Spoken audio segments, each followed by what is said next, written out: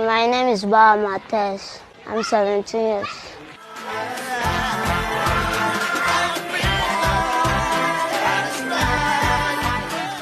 It was the Boko Haram. Once we were living in peace, we don't know how to fight or whatever. We were living in peace.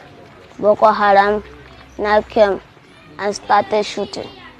All of us, we were jumping through fence so that we can guide our life. That is how. We run onto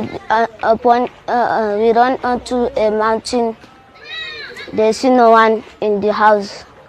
They now follow us up into the mountain. They were killing people, slaughtering them like a goat.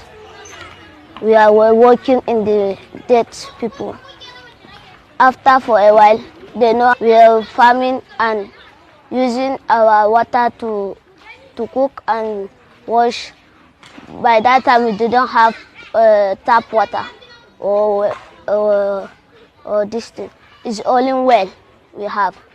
After for a while, they know they have seen we are using the well. They now started killing people, throwing them into the well. That is how thirsty were hungering us, and we now started drinking the water with the blood inside. After for a while, we were suffering like this. They were killing people, know how you can do to save them. If you come out, they will kill you too. Like this, they were killing our brothers and sisters. We are seeing them.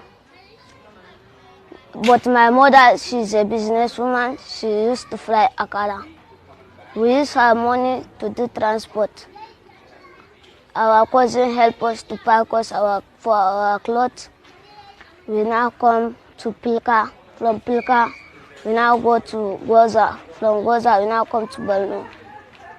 After for that, we were hearing them. They were following all the people.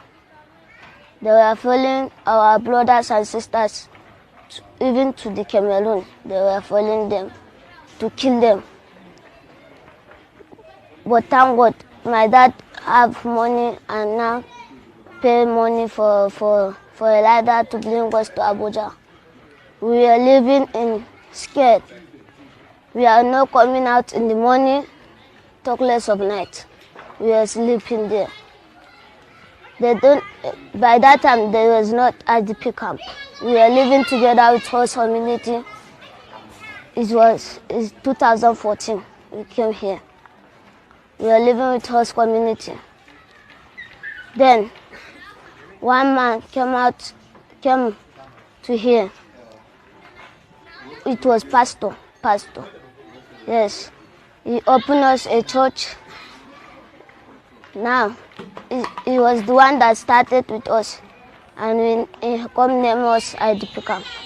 From there, we now started getting food, shelter, and education. You've been in the camp for how many years? 11 years. 11 years. Yeah. Yes, I am still in school. I want to be a doctor. Medical doctor. I want to help people that they are dying, sick. Some of them are in the surgery. I want to learn handwork. We are doing summer lesson and they are teaching us shoemaking. So I enjoy it and I want to do it. Thank you.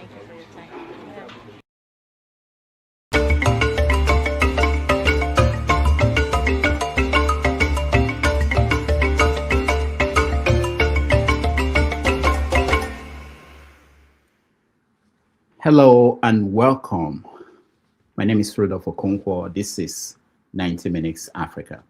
Today, in 90 minutes, we are going to have a conversation on the state of Nigeria, the political environment.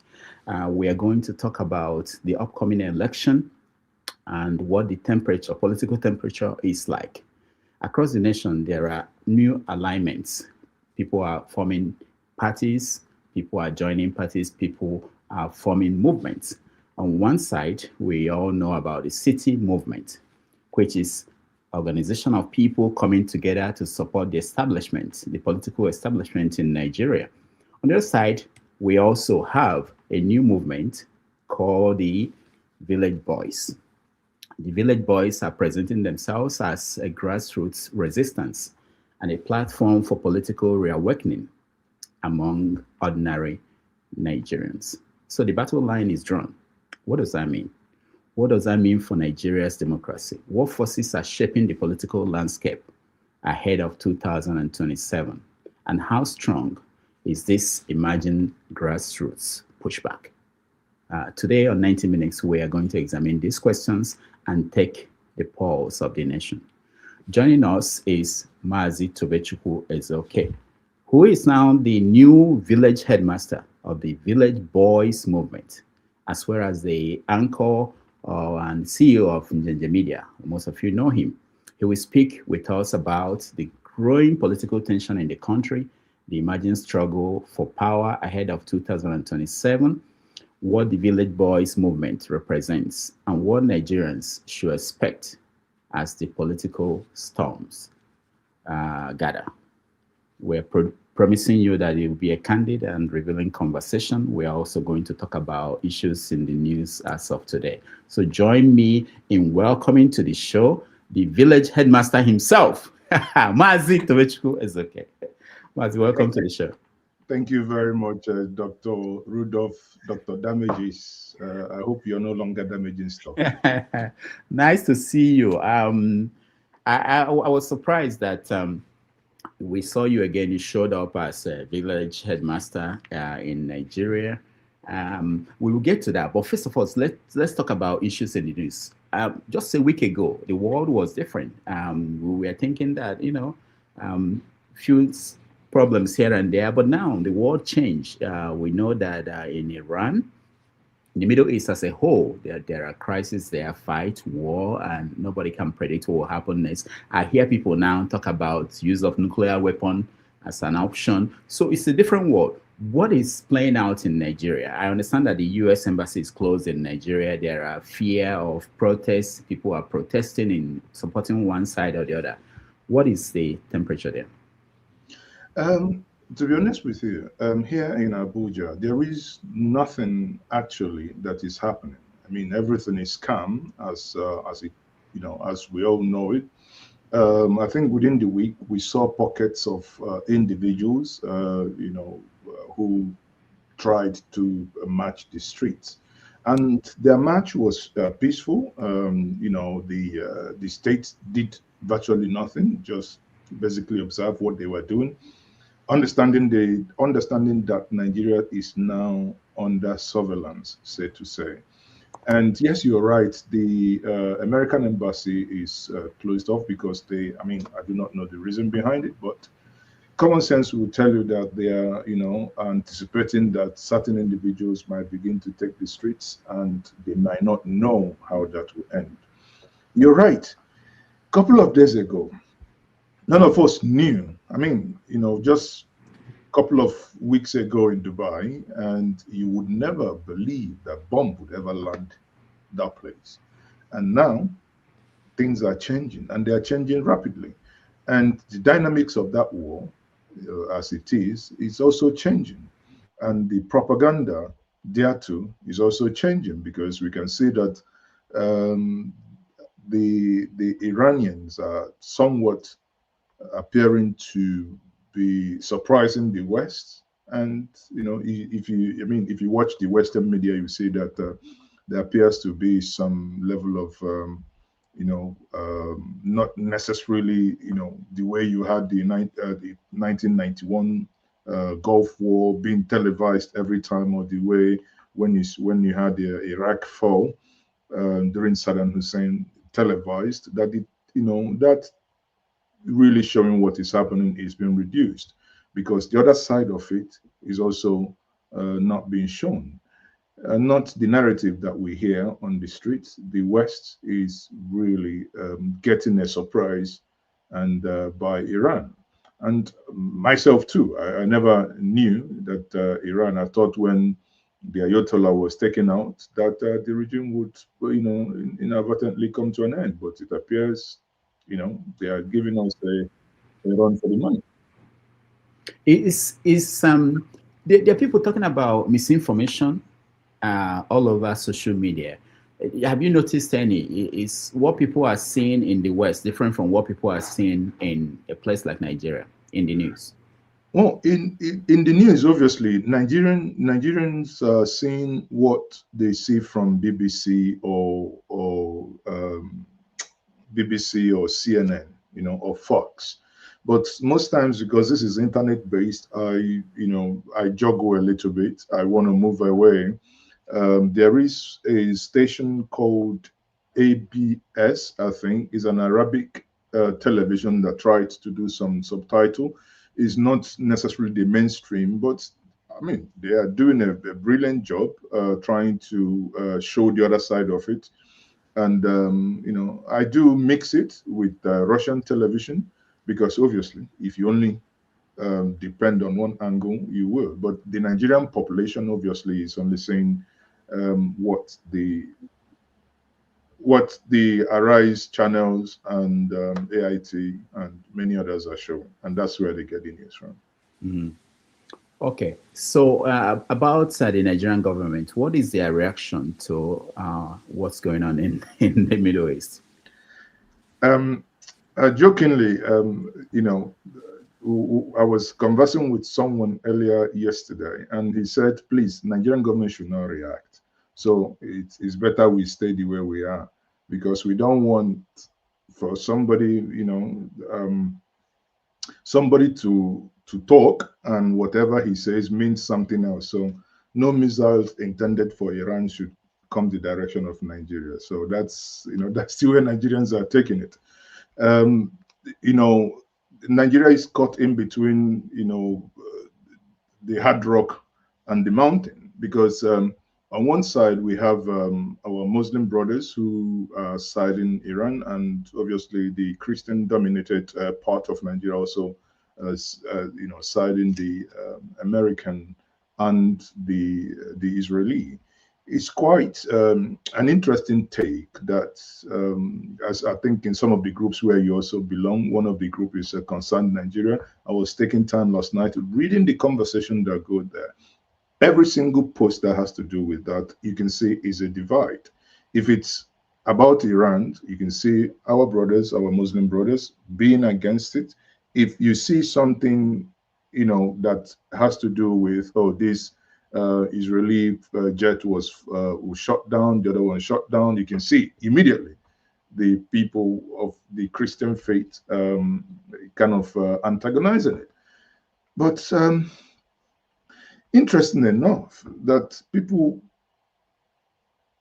would just reduce these to faith is quite, is quite something that is to be observed and studied, because I was thinking by now we should know Iran is not entirely, faith-based, as because if you consider the neighbors, they've attacked their neighbors that should probably have the same faith with them, but the war is not conventional in the sense or in the traditional way that many Nigerians would want to take it. But one thing is that people at home, people are going about their businesses. Aside those who have come out to protest, is not so many people. To be honest with you, are not even, they don't even know that that war is ongoing.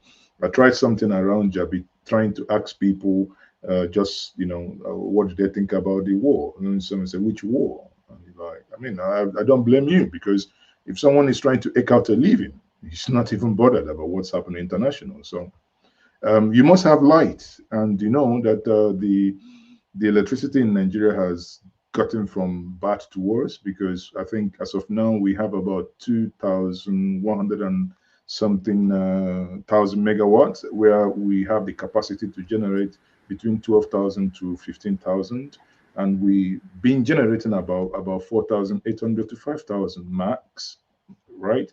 But now it's gone less than half of what we've been used to. So no one, many people do not have electricity, therefore they may not also know what is happening on the other side. You mentioned the lines of divide, which is Christian Muslim. There's another one, people who believe that America should not be the only power in the world, people who tend to ally themselves with Russia and China. And before this war, they were, of course, behind Iran, saying that China and Russia will come to their aid and support them in a situation where there is war. That didn't happen. How are people like that explaining that now in Nigeria? Because there were people waiting for this to happen, for the Russians and the Chinese to come get involved.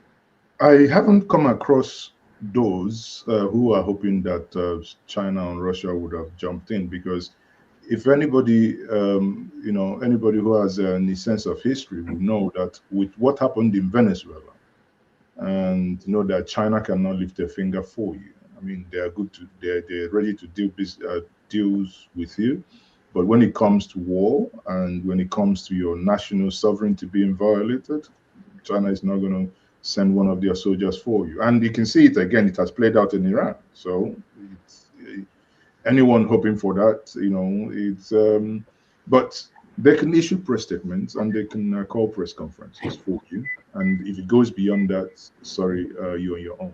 I believe so. Okay, let me go to something different. There was something that happened, came out, I think, Friday. Let's watch a little bit of that video and then we come back and talk. There is also this threat to life, and I can tell you that because I myself have received threats from Ezeoke and his camp, and this is evident, is everywhere I've reported to law enforcement. A lot of people have been threatened. I am not surprised because a militia has been created, and I'm calling on the government to look into that. So finally, gentlemen of the press, there are many other wide range of issues that will come in the coming days, but this is just the introduction of what I have to say. I will yield the floor to our next speaker, who will in detail speak about the reason why we are here today. Thank you, sir. All right. That is your friend, Daniel Boala. He went on Al Jazeera to be interviewed on the program called Head to Head. Let's watch. Created a militia. Tinubu is one of the foremost politicians in Nigerian history. Tinubu and his people created a democracy. militia. Who said those words, Daniel? Tinubu has helped in strengthening democracy in Tinubu Nigeria. and his people created a militia, Daniel. Who said those words? Tinubu brought in leadership I'll ask a third skills time. into governance. Tinubu and his people created a militia. Who said those words? Tinubu and his people never created the militias. That's So why did you say they did on January 22nd, 2023? I never said that. The candidate of All Progressives Congress, Asiwaju Bola Ahmed Tinubu, and his people created a militia. This is the first time in the history of Nigeria we are seeing a political party creating a militant arm leading to election. Does he have a militia that tried to kill you? He doesn't have. I never said he tried to kill me. I myself have received threats from him and his camp. Your words. I never said that. There is also this threat to life, and I can tell you that because I myself have received threats from Ezeoke and his camp. You said it was so corrupt, the 2023 election, Tinubu's win. You said that you couldn't eat food for 3 days. I never said that. Where? And legitimate complaints were raised all over Nigeria. That part is what threw me off balance. In fact, I became so sick. For the past 3 days, I found it very hard eating food. Tinubu is not just super rich. It's what he does with his wealth. In 2019, 2 armored money trucks, bullion vans, were seen going into his house, coming out of his house. Where did that money go? No. Point. Did you see the money? Or those who reported, did they see money inside the bullion van? Was there no money in the bullion vans? How am I to know?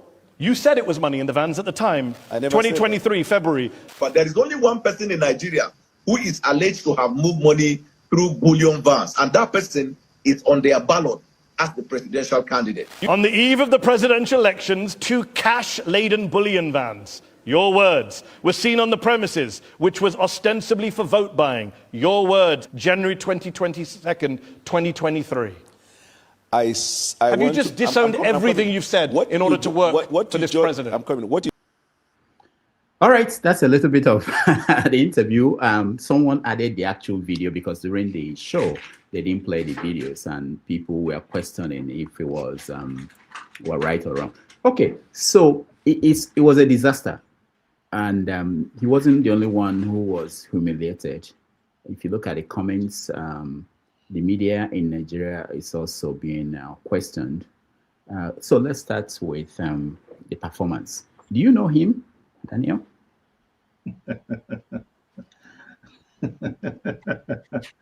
Rudolph. So, do you want to do your own off-take as well? If I deny him that I don't know. No, I don't know. I don't know him. I've never met him. I've never talked to him. You can go and bring your own take and say. No, if you know him, I need access to him because we want him on the show next week. Yes, I know Daniel Boala very well. When he was in the PDP and during the presidential election, both of us were in Abuja, and during the court case, we were also in Abuja. And before then, during the COVID, is a person I've known for a long time. During the COVID, that everybody was on sit at home. We had a series of one-on-one conversation on Njenje Media TV and on issues concerning COVID, the Nigerian political space. Daniel Boala, not because of what happened. Daniel Boala is a brilliant mind, a first-class brain. But again, the thing is, he said something. There was a time he made a tweet. He said that the brain is if I find the right word, that the brain functions until you join the APC, then it starts malfunctioning. I do not know if that was what happened to him because he has joined the APC, right? Daniel Boala, like I said, is someone who is very eloquent, who, marshals out. Let me read. I said, the human brain is unique and miraculous. It works and functions optimally 24 hours a day, 365 days a year until you join the APC, then it stops working. Daniel Boala, was he the first person that wrote that? Because I've seen it several times. Was he? Well, I do not know, but the one I know is the one he tweeted. So the screen munch of what he tweeted. So again, if you go by that, I would say his own word is what happened to him. Recall that Daniel Boala, before that interview, there was, if you go to his page, you also see, in my show yesterday, you can see where they were rehearsing, prepping for that. So it's not something that happened. He, in his tweet yesterday, he revealed that interview that happened took about 6 months to plan. They were going back and forth with Mahdi Hassan to plan that interview. So something that took about 6 months. And when he arrived in London, he made videos. He tweeted the videos when Hassan was holding the umbrella for him, right? So, but I was also shocked because this is not the smart Daniel Boala, that obviously But the thing is, because at some point he was asked question and he was laughing. So the guy was, why are you laughing? This is not funny. And, so he wasn't getting, something must have happened to him. But in my explanation, what must have happened to him is the APC must have happened to him, because in his words, the brain was working before. The moment he joined the APC and trying to defend the APC. And again, the thing is that you cannot defend the APC and remain normal and sound normal. It's not only him. Do the same thing with Reno Omokri, who told us he went to Chicago and he found out and he saw the documents that XYZ happened. I don't want to say what the things he said, but suddenly he's telling you, oh, well, he found out that those things didn't then happen. One thing that I take away from all this is that in communication, and especially in public communication, we must be measured with our words. I know there are times people would accuse us to say, oh, you're speaking tongue-in-cheek. You're not. That you can talk doesn't mean there are issues you just uncontrollable and just say with finality. And it is as a result of making statement with finality that you can say this is just a tip of the iceberg, right? That Hassan was able to get these things. And he made a tweet now saying, oh, I didn't know they were going to question me about my past performances. Haba, if somebody is bringing you for a one-on-one, so one-on-one has no limit. Now that I'm one-on-one with Rudolph Okonkwo, Rudolph can suddenly ask me, No, it's coming. It's coming. Okay. Okay. So Rudolph can ask me, Maazi, you said this thing the other day. Is this still the same way? Or, so that to give that as an excuse is actually ridiculous. Sorry, but for me, it didn't cut it. If I were him, when I read his tweet yesterday, I said to myself, okay, when you have been knocked, when somebody carried you up in the village square and knock you on the ground, and there is dust everywhere, do not try to get more dust up. Pipe low, let the dust settle. Then you can probably crawl back to your house and ask madam to get you some hot water and massage your waist. But what did Danebola say yesterday? He's the one that is actually raising the dust rather than allow the dust to settle. It was not a fantastic outing for him. Even more so, worse than what Danebola did was the nonsensical comment by the APC chairman, the guy on the brown, on your mandate they shall fall cards, right? The guy who just made a mess of himself, because I used to think he's a smart guy. But listening to him on that interview, I'm like, how can you defend that this guy was rich? He was a rich man. He worked in Detroit and what not. Come on. It's, that outing, I believe he should have a part 2 to redeem himself. And I think he's already planning for part 2. Yeah, I heard he actually requested for a part 2 of that encounter with the hope that it will help him to restore any bit of his reputation. But beyond what you said about joining APC and losing your mind and everything, was some people blame the media, the Nigerian media. Okay, let's start from the beginning. Some people were saying, and I got a lot of them on my phone, people writing me, showing me the video, say you should watch this. This is how interviews should be. You people should learn from Hassan. Are you going to learn from Hassan? Well, everybody to their style, right? You achieve the same. You can achieve the same result, the same outcome, right, without being confrontational. But Hassan, that is his own style. Recall that Shako, the guy that does that BBC program where Obasanjo got angry, wanted to work out, Hard Talk. So that is the nature of that program, right? And the way he does his own, so that is his nature. And you can't change that. You recall, our dear sister, Obi Ezeoke, was on that show.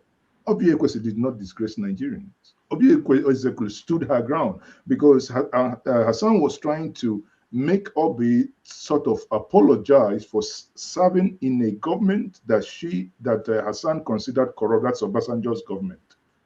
Obi stood her ground and said, well, I served my nation. I didn't serve Obasanjo. And I did my best. So let's speak about myself. Did you see that I was corrupt? Or did you see any time? Did you understand? So it's still the same. She's still a Nigerian. So it's not about, oh, this guy doesn't like us. And some of the APC guys were already saying, who paid this guy? That's his job. So if you're saying, if I'm going to, I took 1 or 2 things out from there, to be hard hitting, I would improve, because I like the way he did his work. The basic thing is that he did his work and he concentrated on that. So even when Danebola was saying, he didn't talk about much other things, the one he asked you on security, Nko, security, you played at the beginning. That brilliant young child that spoke at the beginning before the program started, brilliant mind. I was watching that young boy. I had good spin. I'm like, well spoken. well spoken, even in an IDP camp for 11 years. But that boy, he said he wants to be a medical doctor. I believe, I have no idea of that, that boy will make it. Brilliant young child. That boy has grown up in the last 11 years in the IDP camp. That Goza, the place he called Goza,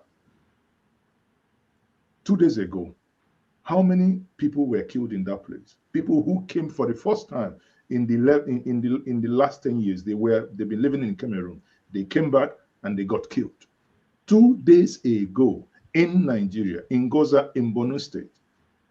In November, I spoke with their leaders. I had a the State of the Nation that I do have on my platform, and their leaders, they came.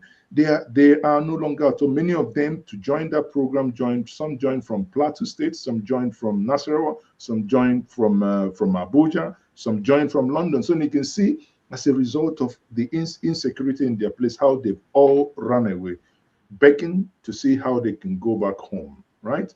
So if we can all see this, then the guest was saying he was only talking about his past, the insecurity part. Why did he not do so well in those? Even when Amnesty International is quoted, in fact, that interview made Daniel Bola look like someone who is fighting with his tool, because he disagreed with everything. If he quotes Amnesty International, he has issue with it. If he quotes his own words, he has issue with his own words as well. Until after that video, after that day, and Al Jazeera did that actually, by the way. Al Jazeera went back to put some of these videos together. I said this is part 1.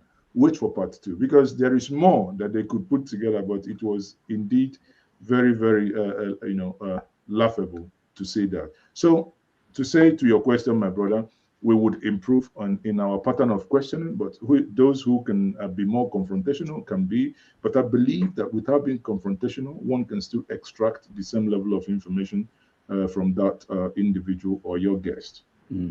Now, talking about confrontational and styles, when someone like Oseni Rufai, when he does what he does on Arise, people also criticize him. Can you explain the difference? No, I think, Rufai does it, and I like it, because Rufai kind of pushes you to say things.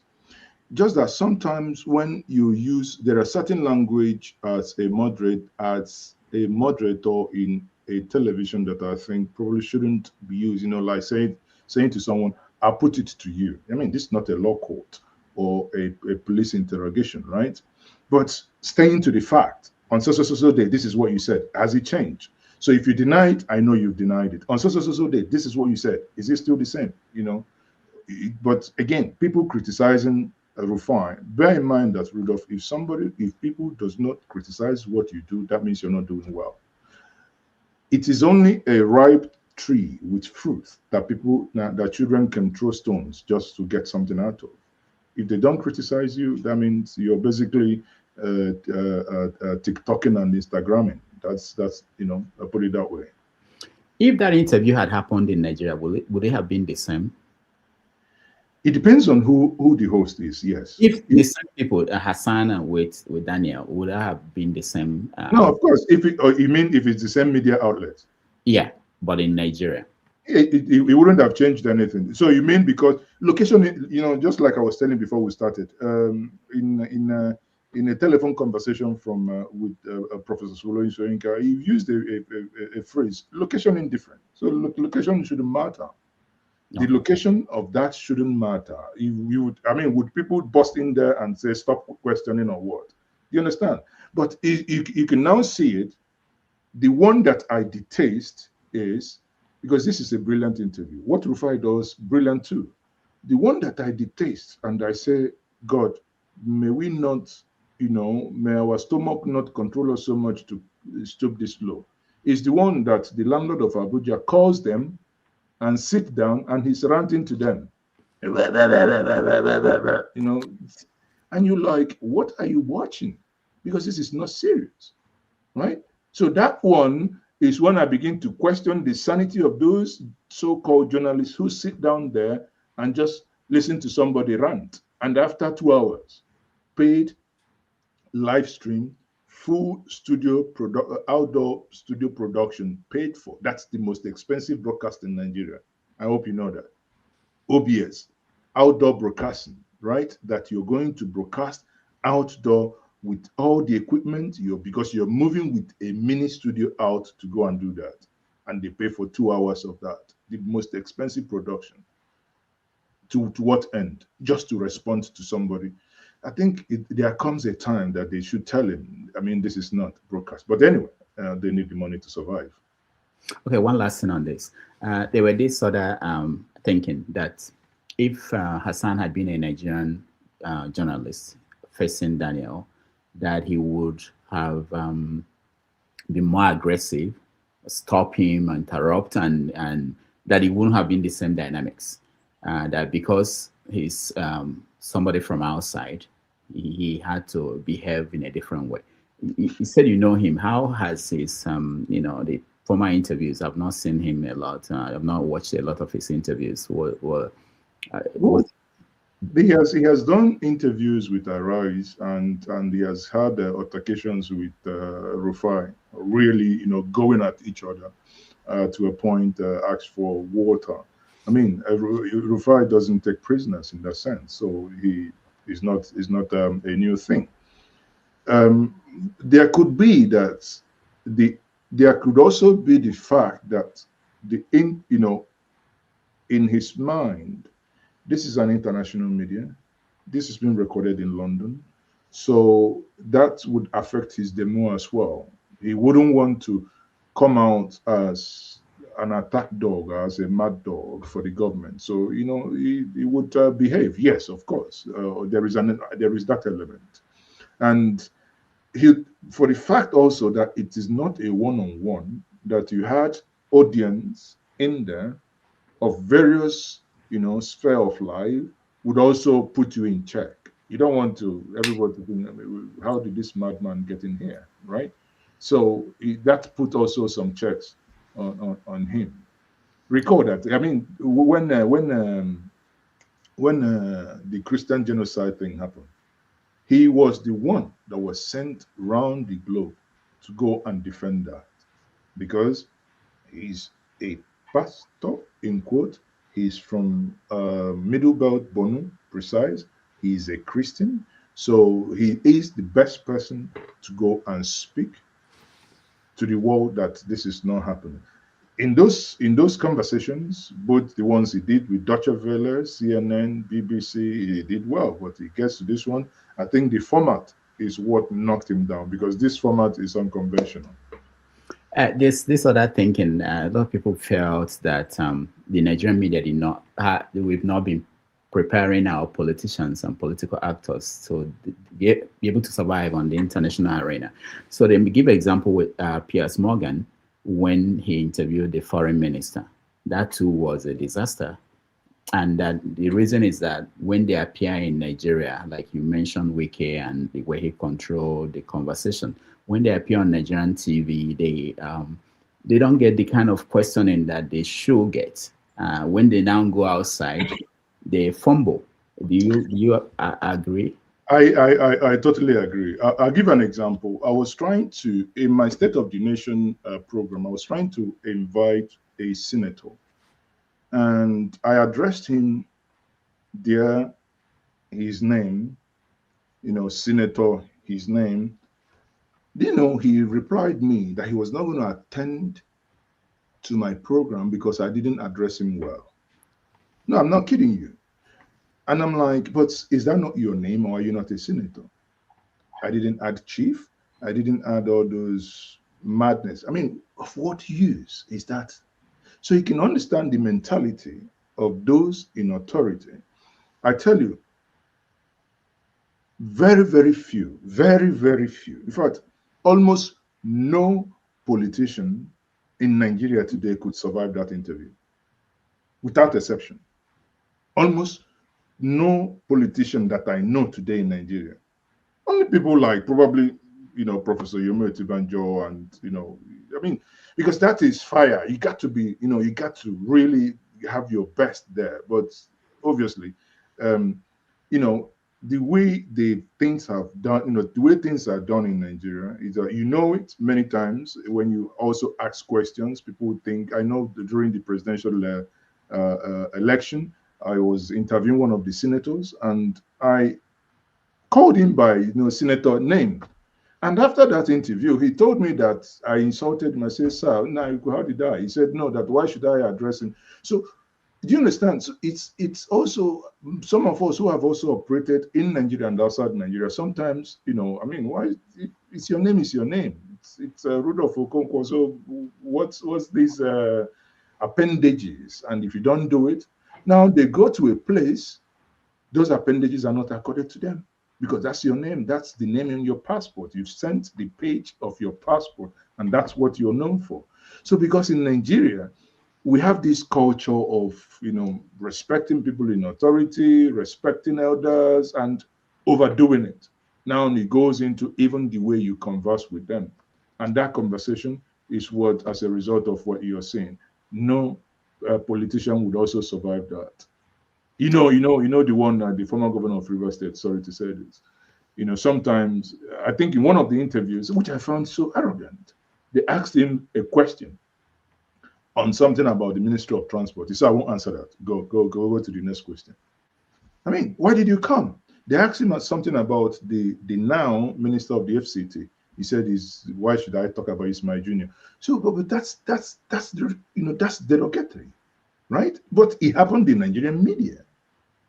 And the next thing, if you had pushed, he could walk out, right? And now, if he walks out, maybe your producer will begin to give you query, because they may have lost revenues accruing to or from those ministries. So at the end of the day, in Nigeria, because they are the ones funding the mainstream medias, and you cannot expect someone who is funding you to take certain bullets.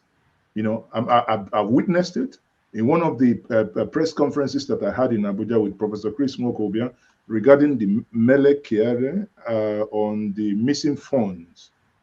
I called 6 media houses, television houses, all the ones you know. All the ones you know. The press conference is still on my YouTube channel. They came, we gave them the normal, transport you give. At night, the lady that coordinated it called me, say that story was not going to fly because it was against NNPC and their head. I said, wow. He said, don't I know that NNPC has some level of transaction they do with them? What I'm telling you, the 6 television houses, none of them touched that story. Yet all their cameramen came. The story was not published till today on Mele Kiare, on the corruption on the NMCC. So what do you expect the media to do? Now, but because I don't care. For me, it is truth. Stand by it. We published it. Here we are today. So like you said, I won't be surprised that in Nigeria, things will happen differently. Now, you made me think about, I always worry about understanding of the media. I can tell you how many times I receive messages from people saying, this is not journalism, this is not how it's done. And these are people who, of course, have no experience. Is it that the media in Nigeria, they've not been able to explain the challenges they have or why things are the way they are, that the Nigerian people, sometimes they expect more than what the media can provide. Sometimes they don't even understand the environment where the media operates. Again, you do not blame them, because someone will look at Al Jazeera and does not understand the funding structure of Al Jazeera and want you to do the same thing that Al Jazeera is doing. Now, Rudolph, let's take 90 Minutes Africa. This is a program solely funded by Rudolph Okonkwo. Rudolph has a day job where he goes to work, makes his money, then uses it to fund his own program. Where it be that Rudolph is getting funding and sponsorship, or maybe grant somewhere that will allow him some level of independence, the question is, and one thing, I'm not making excuses for the Nigerian media, but you need to cut them some slack. Because if you then upset the person who's going to help you pay your staff, how are you going to survive? Right? So at the end of the day, it is the culture, it is the climate where you operate. Knowing that in the moment you become mainstream, government patronages are how you can survive. For instance, the election is coming. Many of them are looking forward to it because they will play adverts. No media house will want to upset the APC to a point where they do not have their advert, because they know in the season how many billions they could make from those adverts, right? So, and they don't want to, miss those revenue streams. Therefore, they have to find a middle ground in order to do that. Let's talk about the elections coming up. Things are moving so quickly. I understand that the electoral law, the new one, the amended one, has moved everything forward. Yes. So the primaries have to happen, and then the election will be in January for presidential election and February for. So how is that changing the conversation at home, the movement of politicians? It's not only that the electoral law, not only that the date was changed, the date by which the primaries must happen also is pushed forward and is cast in stone. Between the 26th of April and 26th of May, these parties must do their primaries, and they will have to now do and give room for litigations before the final, I think, August or thereabouts, right? The final date. Therefore, what it means now, we're in March. We only have April and May, basically 2 months. So you can see how everybody's rattled. And I said it's every single, with the exception of the APC that, they only have one candidate. But every other person, every other party is rattled. Some with this will not even make it. I make bold to say that. Some will not even make it.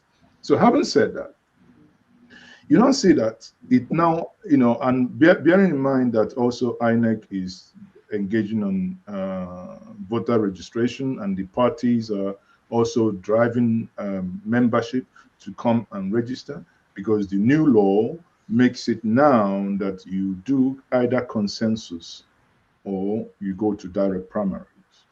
Direct primaries is going to be a humongous job, and some of them are tinkering with the idea of using the blockchain technology to do their primaries. So do a hybrid. Either you do, some will vote, and some would now have to vote through their mobile phone and with some sort of NIN code authentication and whatnot. So it's good in some sense, because I was arguing with someone last night. He said, but it's too short. I said, listen, this election is not by accident. In end of Q4, beginning of Q4 2023, the Supreme Court gave verdict on the 2023 election. Therefore, that's it. What have you been doing? So, if you give someone who is not, in my view, if you're not prepared now, if I give you another 2 years, you will not be prepared. So if you wanted to, you should have painstakingly been going through the process of getting things done before this time. So the heat is on. The politicians are feeling it. I'm not a politician. So they are feeling it. And let's see what they make of it. The opposition complained about something specific, the online registration of their membership. What is difficult there? I don't know what they were complaining about. Is it that the time, they don't have enough time to register people, or that people cannot register online? What was the issue with that? Honestly, I don't know specifically what you're saying, but if it's about online registration, Rudolph, I said it. I play within the opposition realm, but I do not buy that.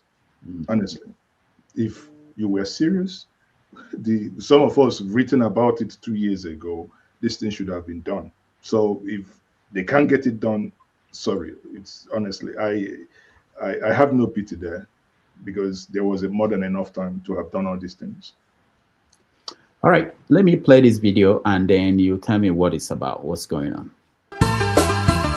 Ayakai, Horibo. Ku wanke dan mazaje na maza. Ta ita obe, wani za mu kurbi damu da fura. Ita obe, ya fita namu yayo da mara. Okay, bu ese bu nwa ochia. Abunye obigwe, loba ebe mandoni local government area, la River State. Abun village man.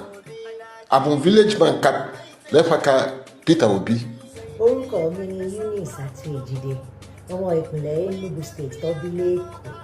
Mo jẹ́ village girl fún Peter. Eva mbụ Dr. Nestor Nzeribe, mbụ onye Uburu, Ọhazara, nke ndụ na Ebonyi State, mbụ a village boy for His Excellency Peter Obi.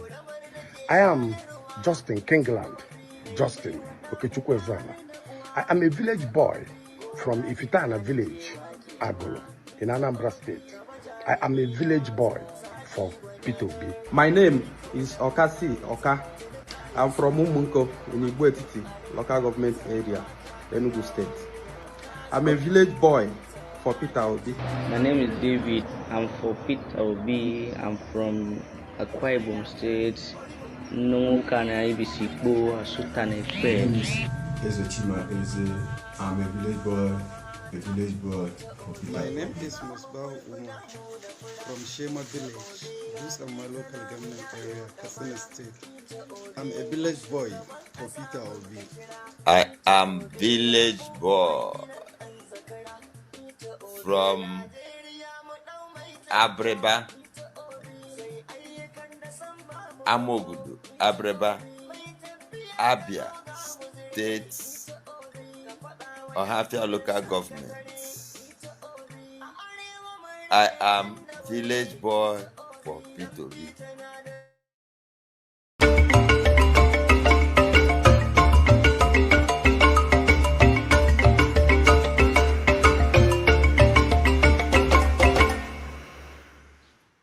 All right, we're here with the headmaster of the Village Boys movement. I understand Village Boy and the concept, and must it be village production of the of the video too? But you are the headmaster. What is the Village Boys? What are they up to? Okay, thank you very much, Dr. Damages. What Nigerians are witnessing today is something deeper than a political campaign. The Village Boys movement is an organic awakening of Nigerian youth consciousness. This movement did not start in luxury hotels in Abuja or Lagos. It was not launched with press cameras flashing in Lagos, and it was not financed by political godfathers. It grew quietly across social media spaces, campuses. Conversations happened, market discussions, tech hubs, community gatherings across the country. You all know, from Enugu to Kaduna, Ibadan to Oyo, young Nigerians began using a new language, Village Boys. And the reason, it is powerful, it is very simple. It was not manufactured, it was discovered. This is not branding, it is awakening. Why am I saying all these things? I say this, that Village Boy is a direct affront to some of the videos some of us watched when you saw the over bloated fed baby from Imo State when they were showcasing vehicles for the city boys. And like a wildfire, so many Nigerians wanting to counter that narrative began to form to say, this is the real awakening, and they have emerged. And why have they done that? What triggered this awakening is a feeling by many Nigerian youths As they began to share that video across the country, young people started to realize that their energy was often being packaged for political spectacle. Their loyalty was being commercialized. Their voices were being rented. Their identity was sometimes reduced to cheering for the elite structure. And you can see the conversations in those videos. And as people, without any form of coordination across, both in the diaspora, those in the southeast, those in the south, those in the north, everybody began as if there was a meeting that was held. That is the power of social media. And naturally, people began to feel used. They began to redefine themselves. In political sociology, we call this grassroots collective mobilization. This is what village voice movements represent. A generation redefining its place in Nigerian political and cultural space. How did you become the headmaster? Well, in that coordination, we started having meetings, and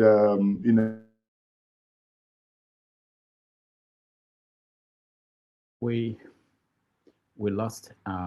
He's here, but we can't hear him, I think. Okay. Yeah. Okay, go a little bit. We can't hear you. Can you speak again? Maazi? Yeah, I'm here.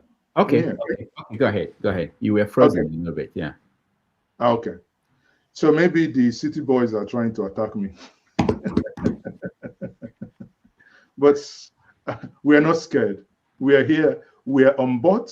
We are unafraid, and we are unapologetical, in the things we do. So I became the headmaster because the structure that we put in place here is very simple.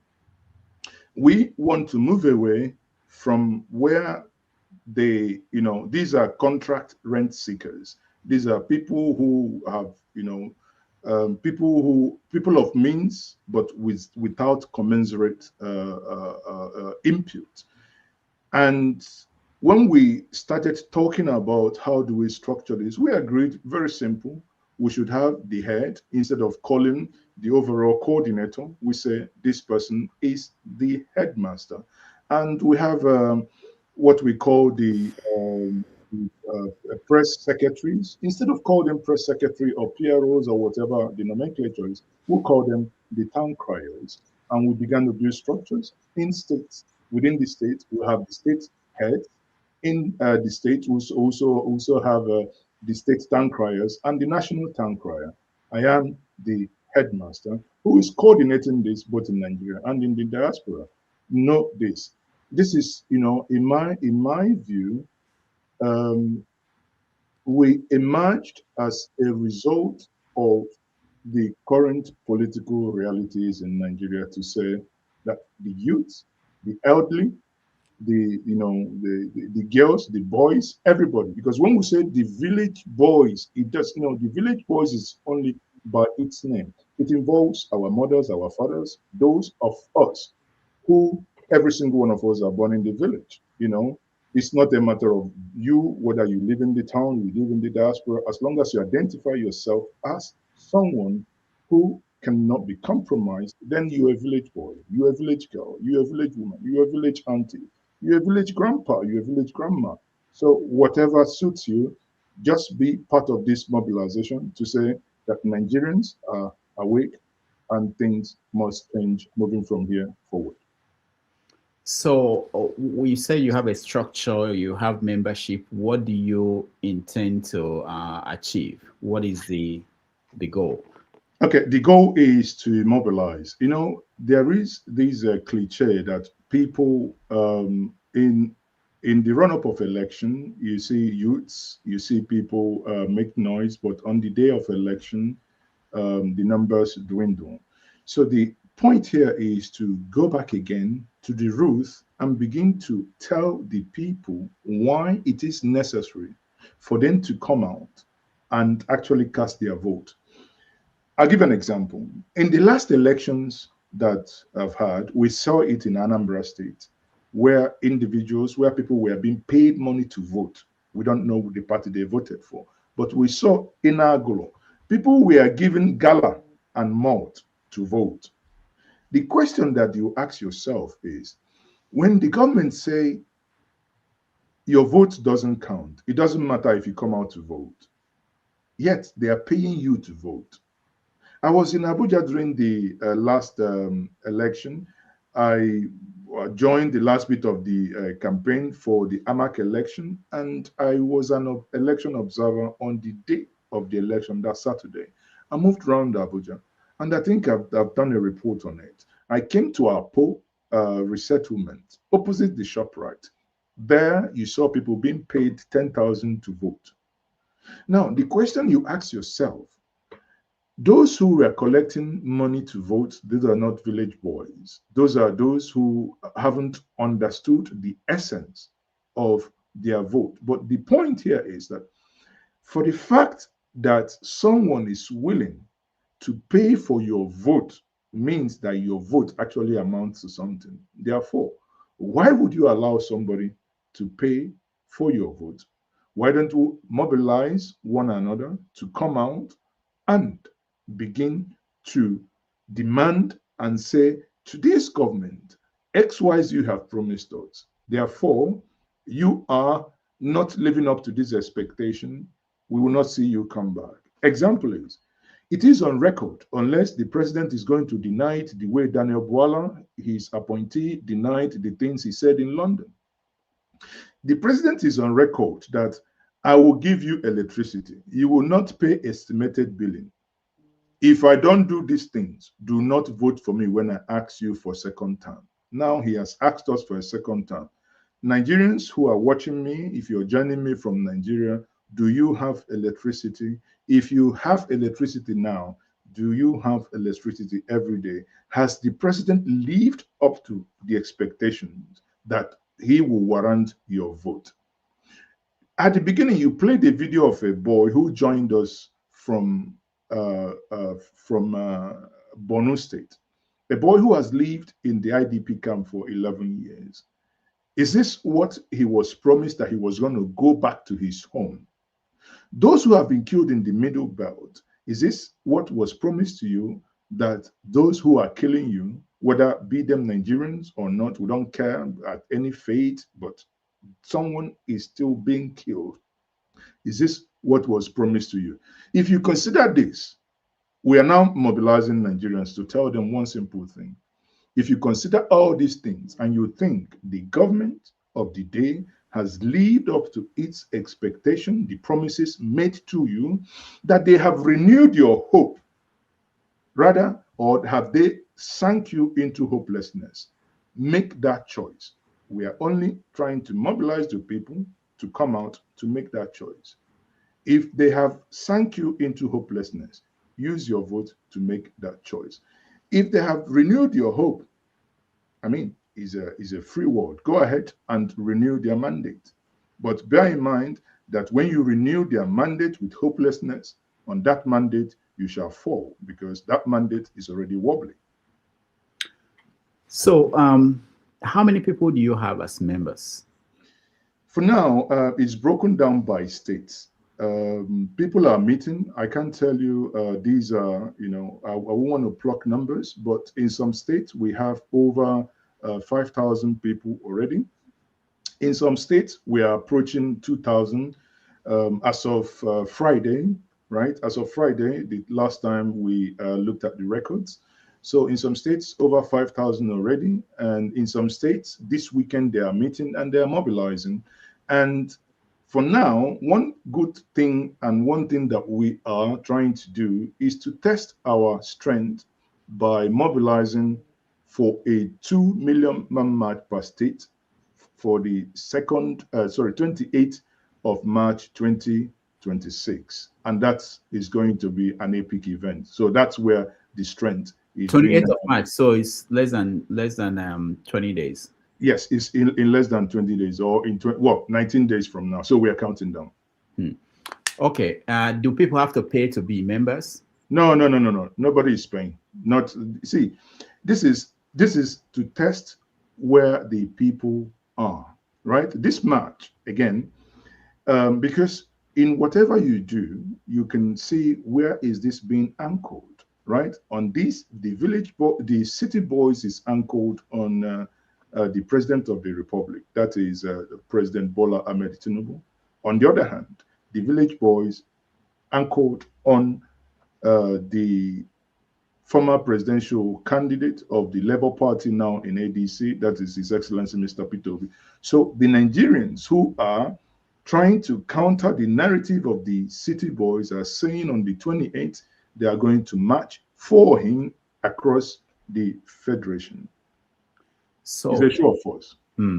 So if at the end of the primaries, Peter Obi is not, because I saw some of the people on the video of Village Boys talking about Peter Obi, if he doesn't get the ticket of ADC or any political party, which may be the case, what happens to the Village Boys? Now, I would answer the question by referring you back to what he said. He went to Agulu yesterday to pick up his membership card of the ADC, with ceremony.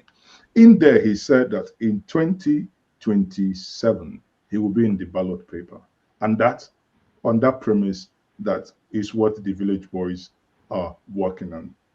So they don't have, that is either Peter Obi or nothing. Well, once we get to that bridge, we'll cross it. But for now, it is him or nothing else.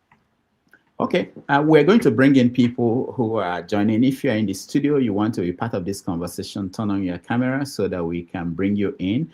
But before we do that, there's something I want you to comment on. You're from Anambra State, and there have been so many stories out of that state, and I'm sure you're keeping up with them. Why is the Governor Soludo destroying markets in Anambra State, their main markets in Anambra State? What's going on there? Again, I don't think the narrative is correct. Okay. I don't think the narrative is correct. Being in the opposition doesn't mean you lie like my brother who was disgraced of his lies. I honestly think at the issue of the market, the close down of the main market gave the impetus, or basically was the starting point for government to start something they've been thinking how to start. They've been thinking of remodeling, rebuilding the main market. I was in Ariaria and I don't know if my staff, if they published the video. I was in Ariaria and I went around the Ariaria market.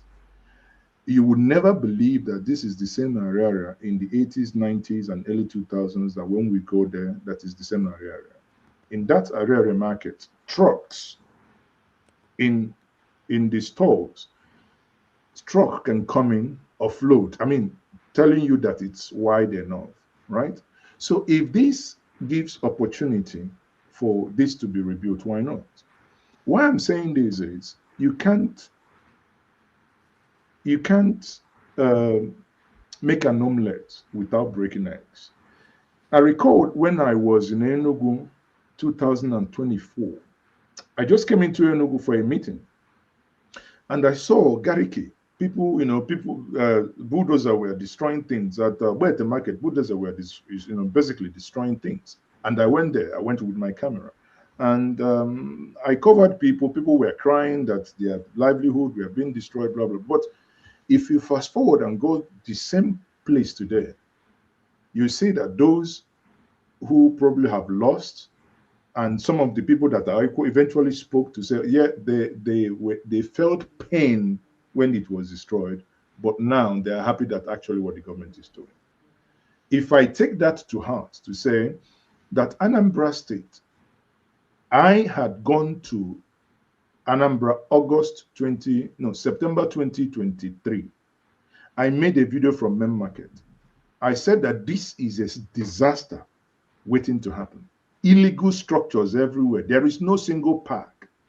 If I want to come to main market, I will park at All Saints Church and now take keke and get into the market. So you can't even drive into the market. That the government is now trying to fix it, that you're playing opposition doesn't mean I'll begin to condemn it. Yes, people will lose their shops, people will be hurt, but I do believe that at the long run, once these things are fixed, you know, I hope that he has enough time. He's going to be sworn in 2 weeks. So once these things are fixed, that people will now be happy that, you know, these things are done. So that's my candid take on it. Okay, so one last thing about Anambra said. Let's watch this video. Bulldozer agabago. Bulldozer bụ na nke akwa ọkụkọ ka ọ na-aga. Ịma na yesterday aka na-ekwu na esuru chiri anyị na-akwa ọkụkọ ọkụ. Today all demolition ka abanyere. Ebe ahụ akwa ọkụkọ ji eme dibia. Today ndị Anambra State gọọmenti eburugo bulldozer wee banye. Demolition ka abanyere. Ịma na ekwuburu m mbụ wee sị na ngwongwo eji mara ha akụwachago. Nke a bụzi ma ngwongwo ma ụlọ iji alụ nya bụ iwe akwari nkwari. Biko ihe abụrụ ọṅụ ka a na-aṅụ mmadụ. Update ka m na-eweta. N'enu n'ebe ahụ unu maara unu na-eji agba oke ite. Ma oke ite o ma unu eji alụ oke ite. Ha ncha nkwari. Ihe a bụ the shrine of the most famous native doctor in Igbo land. Yes, I will say that because Onyanwa the famous has been demolished by Anambra State government. Today, ihe a na-eme. Ihe a na-ekwu onye ọbụla, every youth were nke a wee mụrụ ihe. Welie wee mụta ihe. Na o nwere ụfọdụ ihe na-adịrọ mma igosi n'iru akwụkwọ. Biko nụ, ka m rapụ unu ka unu watch the video. Ọgwụkwa ka ọra m n'ọnụ. So that was the home of the native doctor, Akwoko. What do you know? Because people have been saying that they were detained for a long time. I think eventually they ruled on, I think, his case. There were other ones who were still detained, and they gave him some, I think, 12 years in prison. And the government moved in immediately to destroy his shrine and his house. What is... I think it's 11 months, not years. Oh, months. Okay. Yeah, it will be served concurrently on those counts. Now, I know that originally I would have issues with destruction rather than reassigning, but there are times we need to have some element of shock inbuilt into a system for the system to survive, right? What we are looking at there is a case of fraud. The governor of Anambra State has said this multiple times, and I agree with him in total with this. A lot of Nigerian youths, a lot of Anambra youths are in prison in Indonesia, in Malaysia, some of them already dead, because they went to this shrine, they were told with this nonsense that I will give you, if you go to the airport, the scanner will not dictate that you have ingested cocaine and whatnot. You'll be invisible, you will go. And they get into these countries, and that's it. I recall a couple of years back, I flew into Singapore. On landing in Singapore, they will give you a landing card. They will ask you, do you have any drug? Yes or no? You click, you say yeah, no. They will write, if drug is found on you, now you have said no. If drug is found on you, it is death penalty. At the bottom you sign. And some of these kids, they will think they will see this and they will read it. They will still go ahead and sign they have no drug. Because why? Someone there has told them that this nonsense you can see being destroyed here has any form of. Not only that, in the local one, some of the people caught in the camps, in the kidnapping camps, those who were their leaders in kidnapping had confessed that this native doctor gave them the charms to protect them for bullets and whatnot. Recall that the one that works like a pregnant woman called Njenje that operated in Oba, when he came out, he accused Akwa Okuko that while he was held in captive by the kidnappers, that he came in once or twice, held, right? The one on jumper, you know, with the belly almost touching the feet. So you can, you know, what you're seeing is that this has become a bad omen, that native doctor, that you can, you know, you begin to think that some of these things is abnormal. One of the things I'm not even happy that the government of Soludo didn't do is, which I have forcefully mentioned it to the governor, mentioned it to the highest authority to them to do, is to make sure that every single of those spots is tested for human remains. Because if they were able to forensically prove that there is a drop of human blood in any of those spots, these men should go for life imprisonment. Because this is what thinks is happening. How could you then tell the youth that you do not need to go work hard? You just bring what XYZ will make you rich, and we are showcasing this on the social media. Whereas people who have gone to school, people who have really have their trades learned, done their boy, are struggling to survive. And you see people, these are nothing but scammers. Is to tell those who go there to see that those things are just, as Macbeth said, it is the eye of a child that fears the painted devil. Those things are just abracadabra. Because you can see the bulldozer went in there, destroyed, and the bulldozer engine didn't knock. The thing didn't stop. And I do not want anyone to come and say, oh, this is a religious war or whatnot. It's a pure nonsense. Only Jesus is a Christian. He says he's a prophet. So is he not a Christian faith? But yet he engages in this nonsense, you know, fetish activities. I'm glad. Destruction is the best thing, because I do not see any good those nonsense would have been used for. I think I support the government of Anambra State on that. It's good riddance. So those who are still intending to do more, they should know that the society cannot do it. I mean, you can do your practice. You can practice your religion in peace. I still remember some of the most purest human beings I've ever come across as a child were those pagans. Ndị Opensi. When Anime conquer, then you can see them purest, you know, with their barefoot, but they worship the deities that they worship, and they go home.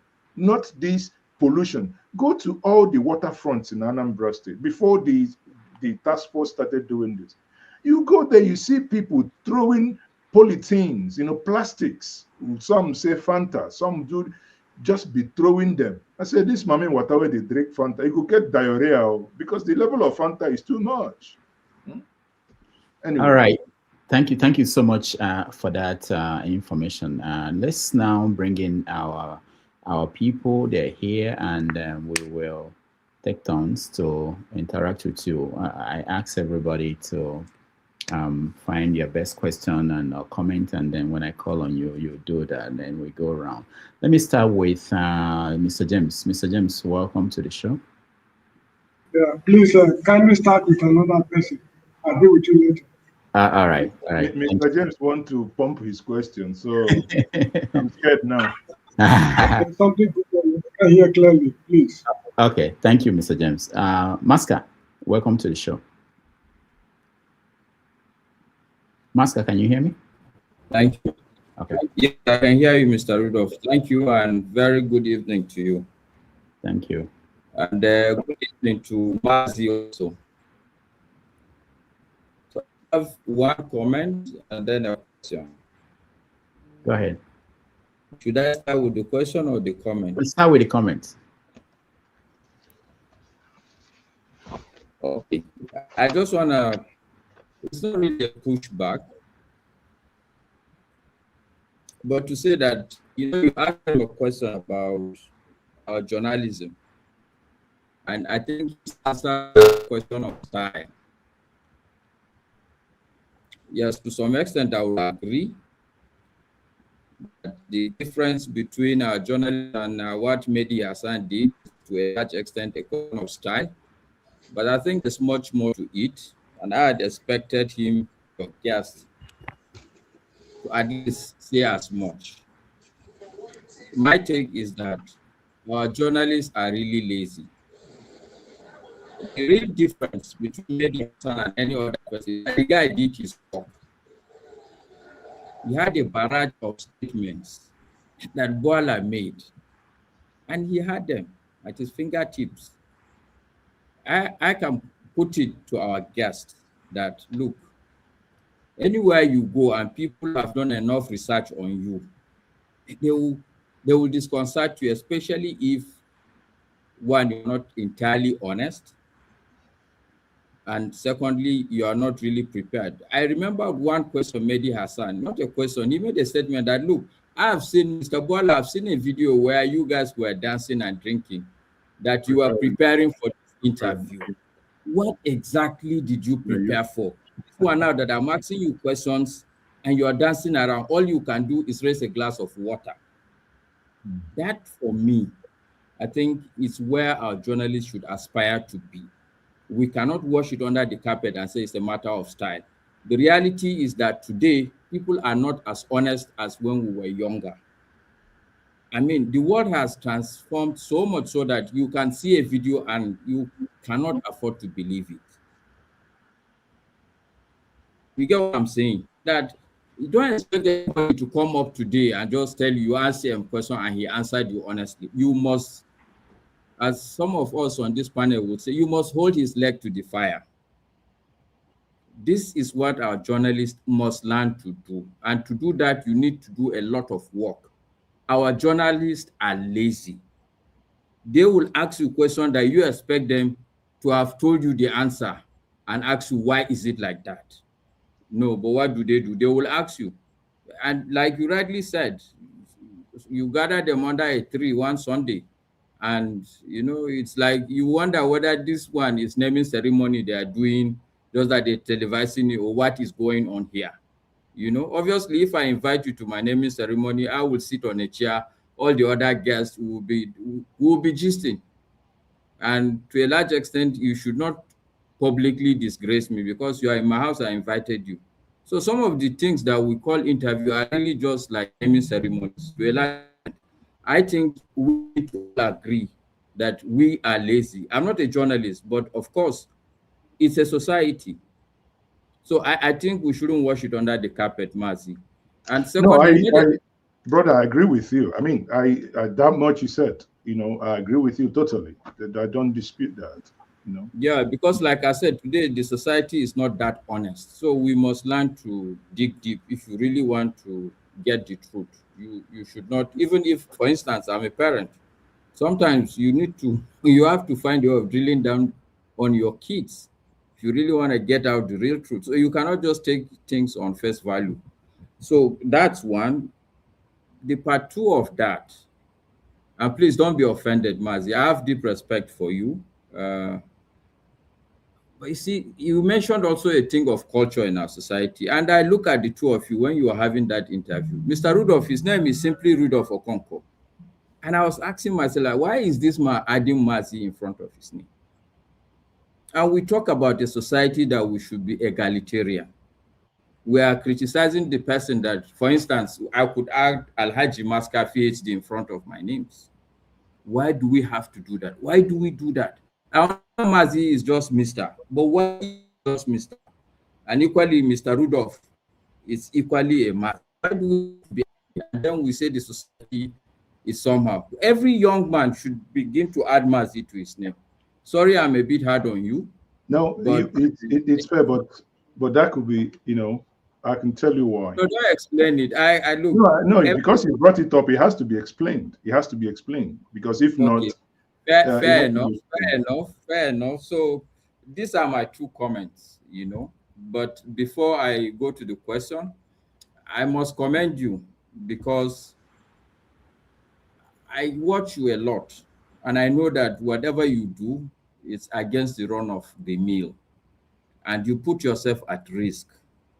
You could easily find your way to get appointed to one of these houses or be some, what do they call it, spokesperson somewhere. you are good enough for that, but you are choosing not to do that. So I must let you know that I acknowledge all that. That I'm coming from the tangent I come from is not that I don't appreciate who you are and what you do and what you bring to the table for our society in particular. So that's the comment. So if you want to respond at this point, fine. Or you want to wait, I put the question also. That's also okay, sir. Oh, these ones are comments only. And it's just comment, no question. It's just this one. that's why I said it's your explanation for the look. No, I was you just okay. Put your question too. Okay. It will now My be 4 because you ever have 2. No, my question is one. So when you were saying that no politician would pass Mehdi Hassan's test, and you single out only Osibanjo, and when Rudolph asks you this village boys question, and you say you people are for Peter Obi, and I start scratching my head like, are you suggesting that Peter Obi will not pass that test? That you passed him over, and you said only Osibanjo will pass the test? So this is my question, sir. And I'm sorry, I'm being too hard. Sorry, sir. No, you have to. Exactly. You don't need to keep apologizing. No, Maska is being like Hassan, yeah. That's what we have to all be like. Go ahead. Okay. So should I go or take more questions? No, go ahead. Answer. Okay. So Maska, I think let me start by the first one. The journalist, as you know, Hassan, you alluded to the fact that he did his job. Of course, yes, he did his job. You can see that also. And Daniel Bola, in his own view, also did his job, but he was he kind of missed it, sort of. Maybe in exams, the places you probably will, from the pages you read and the questions didn't come from those pages, so probably the lecturer started at the end of the textbook. Now, but one thing that stood out in what you said is not only that in this part of the world, people are just, when it comes to interview, they are somewhat being driven by relationship they've built over the years. Because the relationship, the family business, the family time, your livelihood is anchored on that job. Therefore, most times when, I'm not making excuses, but this is what I know, that sometimes when they engage, these are things that play in the mind. Now, you go to someone who is detached, because if we flip it, if we have someone from, I don't know, from outside Nigeria, where a journalist in Nigeria is going to interview, where he has no atom of relationship at all, he may actually be more not in style, but also the way of throwing that question. He may also sound like what Hassan has done. You take to the question, if I should, why should I add Maazi to it? I add Maazi to it not as a name, but it has a history. That when I was a student in Germany and in the language session, that in German you do not call somebody by, if your last name is Master, then I must say Herr Master. That is Herr. That is Herr Master. And in this case, they wanted to know what in our own the equivalent of that Herr, and that's Maazi. And since then, that's since 2001, it has become an appendage to a name that even when a lot of things have been written, you'll be surprised that if you search only my names, you may not find much, but if you add that, it speaks out. So for me, whether you call me only Tochukwu or you call me Maazi or you call me Ezeoke, it changes nothing. And I don't, You know, not like when someone says, if you do not call me Senator Chief there's one, the MFR, OFN, whatever. If you don't do those appendages, right?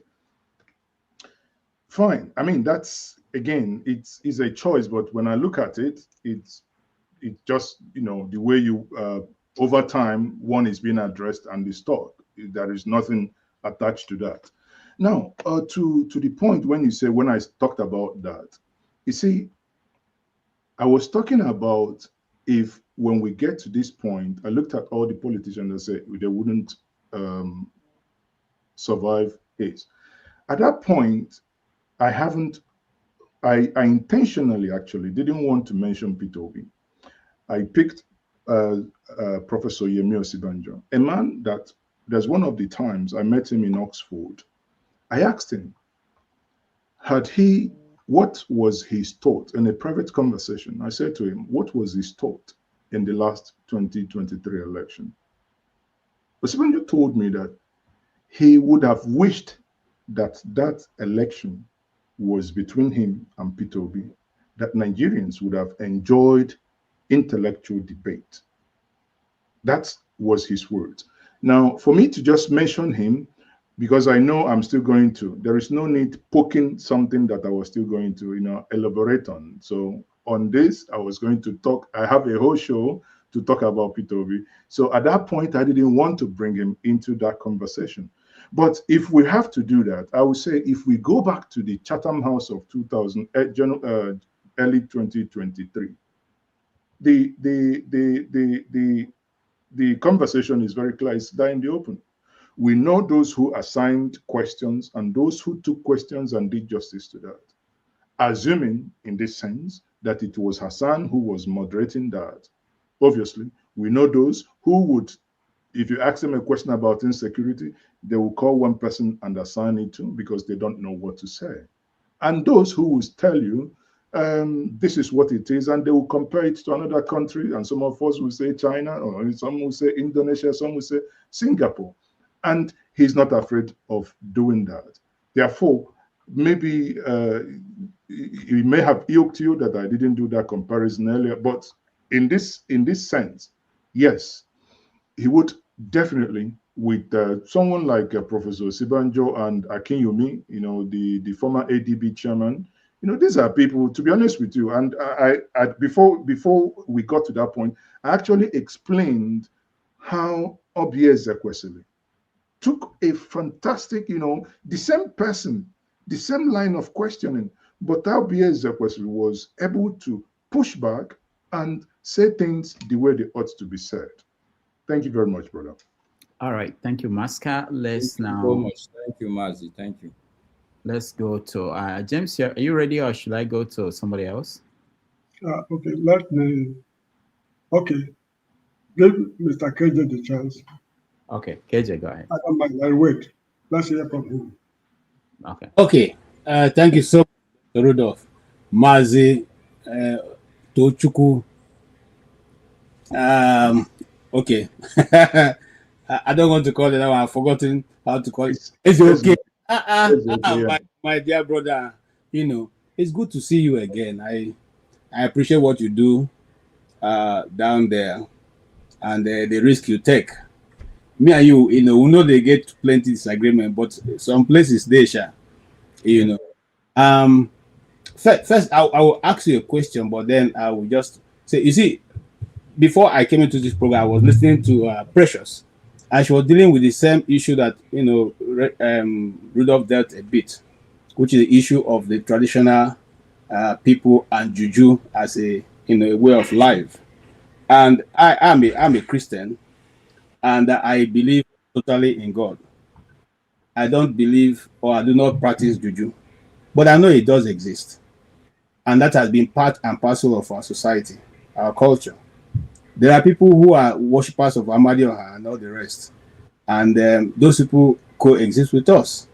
So if we say that a governor who have so many primary schools, who have so many other things to do, who has not been able to totally deal with the issue of poverty in his locality, will leave that function and make it to go after native doctors. I think what we would needed in this case, if he was a governor that is thinking ahead, is to find a way to educate his people. Like a MAMSA, like what you have public this thing, and make it people to understand and take the stories of the people from that locality who have not succeeded in this way of life and play it over the media, radio and television houses, and then discourage them. But to take them to court and then put them in prison and then come back and destroy their things, I think that's, for me, is too far. Government is going too far into the life of the people. Now, having said that, I'm coming, Maazi Ezeoke. Listen to what I'm saying. And you are friends of politicians. I know you, when I was back in Nigeria, you have plenty political friends. You know that these people do not sleep at night. Okay, you are a journalist. You mix with a lot of them. Let me withdraw the word. You are not their friends, but you're a journalist and you speak to a lot of those politicians. Majority of them can be called native doctors by my own standard. Majority of the Nigerian politicians, and that's why their hearts are in their back. And I'm not just speaking. I'm talking about things I have seen and I know of certain individuals who are still in government till tomorrow. So what I'm saying is that it's a question of coming in the daytime to blame the people, and then at night people go back and practice the same thing you are condemning these people from practicing. So first and foremost, he has to situate it and know that your hand must also be clean. Don't pretend to say you have a clean hand and you are doing something differently. Having said that, also the issue, and I quite agree with you how you answered the Bola question. I just want to go a little bit further. You see, people say Nigerian journalists, and that's like Maska say, we're not daring. No, we are daring, my brother. You live to fight another day. I keep saying that many times. Some of you stay in the comfort of your homes. You don't know what the journalists go through. Okay, and when they are caught, majority of the Nigerians say that it was Chief Ezeoke. They hear now. Don't they tell these boys things? They hear. Now you don't enter. Nobody follows you. Nobody pays your legal fees. Nobody looks for you. Nobody takes care of a family while you are incarcerated. Nobody goes to ask how these people family they feed. Okay, but all of you do your own job and go home and rest. So for a Nigerian journalist, he needs to take care both to be able to do his job and also to live to survive to do it the next day. Whether there was nothing Bola would have done. Bola's problem is that he thinks that he was dealing with a Nigerian journalist, the people they can shout down on, the people they can look at you and say, after all, we're going to give you a brown envelope. So who are you? Or the people they can say to, we paid your way to come to this place. So, or the people they can call your boss and say, hey, this is your boy that came here. Please don't allow him publish that story, or don't allow him air that interview. He just messed up, and that will be accepted. That is what the mindset they have. You travel a lot, Chief. You have noticed that most time when they are coming back to Nigeria, as soon as they announce we are now descending to Abuja International Airport, all of them will leave one after the other, go into the bathroom and change into the agbada. Those ones who are talking to you before you, from whichever country you are coming from, will no longer talk to you again. They assume their God status. And once the plane touches ground, they don't even talk to you. Their drivers drive all the way to the tarmac and pick them. And then you just walk. You are the one who's going to follow the protocol. They just drive off. That's the mentality that is driving Nigeria. And that mentality can't take us anywhere. And you see, you look, that guy just messed him up. In fact, he used him to slap the floor all through.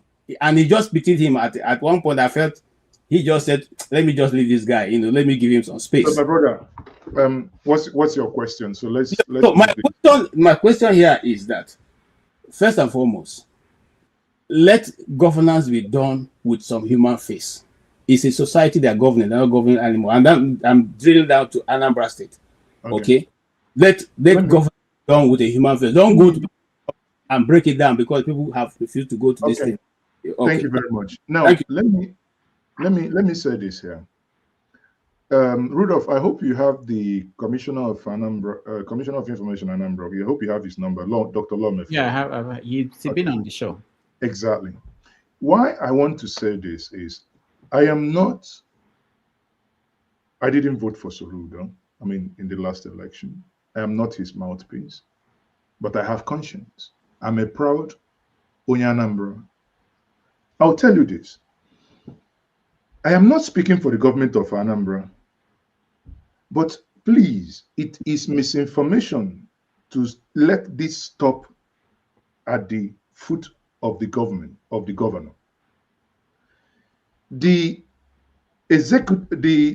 security agents arrested Akwa, charged him to court. That is a judicial process. Akwa Okuku went to court. Now, you know, in Nigerian court, the executive didn't control the court. The court was sitting. They go, they come, they bring evidence, they call witnesses. To some point, judgment was given. Two options was given to Akwa. He took this option and took a plea bargain. I repeat, Akwa Okuko Tiwara Akinoba took a plea bargain. It means, do not jail me for 12 years that my offense attracts. I have agreed that if you give me mercy and give me a second chance, I will become an ambassador. That in which I was doing to deceive the Nigerian youth, I will not do it again. I would go and now work and tell them that, yes, I've been scamming you. What we are doing is scam. On that plea bargain, I am also willing to let go of my shrine, not the building. Two things. The shrine is not Akwa's structure where he lives. The shrine is where you have all those spots. And I said here that my proposition when this was happening to the state is to forensically, if I was the governor of Anambra State, if it means flying people from across the globe to come and establish that human bloods are in those spots, I would do it. You know why I would do it? Two things I would do if I were the governor. I would use this as an example to start the missing persons register. We know that people in the state have been missing. We do not know, there are people that have not had closure. They don't know if their father, their aunties, their uncles that was kidnapped, if they have killed them, if they were used for ritual. We know when there are places in Osumohu that we saw, even as of last week, they will tell you organ harvest. Organ harvest is bullshit. There is nothing like organ harvest. It's nonsense. What they do is because, you know, for you to harvest an organ, if you take the heart must be beaten. It must be pumping blood. It must be preserved in order for you to take it to the hospital and to be given to another patient who needs it. But what they do is, a cucumber somewhere, it gets me angry because somebody, an idiot somewhere, sits down, makes some useless incantation, tells you, I will need a lady's private part. I will need a virgin. And they go get young child, cut off the private part. They will tell you they need the heart. They will rip off the heart. The person is dead. I will need this to prepare this charm. And they will use and they'll go and get it. Right? So if we understand that even you that is listening to me, even you that is in this room, you can be at risk that when you are kidnapped, even when you pay, someone somewhere will say they need a part and it's easy to kill you and harvest your organ. Your organ is not, when you hear organ harvesting, it's not for medical use. It is just for this nonsense called ritual. And anybody who tells me that this nonsense called ritual works, it just, come on. Which ritual did Elon Musk and those people made to make their money? Let's have some level of conversation. It really, really gets me worked up. Now, the governor himself, yes, is the governor of a state, but he wasn't the one that sent this guy to jail. It was the court. Somebody went to court. He had his lawyer. I hope you heard when the lawyer, his Akwa Okuko's lawyer, spoke to the press. He said, we accept this in good faith. So there was no way Soludo was mentioned in here. The governor accepted, his lawyer accepted that this is good enough for his client. His client accepted to now do 11 months and now say, I am going to be an ambassador. That's the part that many people are missing. Because now he has recognized that he has been scamming people and he's been caught pants down. Nobody, until you speak to families that have lost 21-year-old who went to Oba and they said they put charm in his chest, gave him the one he gave, and ingested coke on condoms, cocaine inside his tummy, and told him to go to one of the East Asian countries, that because of that which he has ingested in his body, that he's not going to be seen. If you're the dad of that child that was deceived by this native doctor, will we be having the same conversation?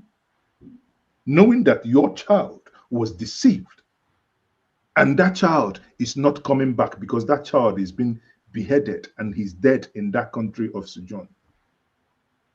The state sent emissaries in this is sometimes I think Abike Dabiri goes in there sometimes. Just that sometimes in Nigeria we do not ethnicity and certain mistakes people make when they speak beclouds the whole thing. But if you just remove ethnicity, ethnic nonsense, and listen to some of these individuals when they interview them, one thing I have asked myself that I will do within the next 2 years is that I'll find time out of my busy schedules to go to some of those buildings, those prisons. I am promising myself to do it. Because there is an angle I want to take that is unconventional. Because all the story is, oh, this person was caught with cocaine. And everybody thinks cocaine, yes. Yes, young people want to belong because of what they see in the society. Why won't they? Growing up, I named my son Chinua. My son is Chinua Ezeoke. Why did I? I named my son after a mentor, a man I was looking after. A man, Chinua Lumogo Achebe. That's a man that shaped my worldview. But would I say the same of the children that are in the same street where I grew up in the 80s? I won't. All they see is people come with bubbles, people come with G-Wagon. Oh, people just throwing money up and down. They want to belong.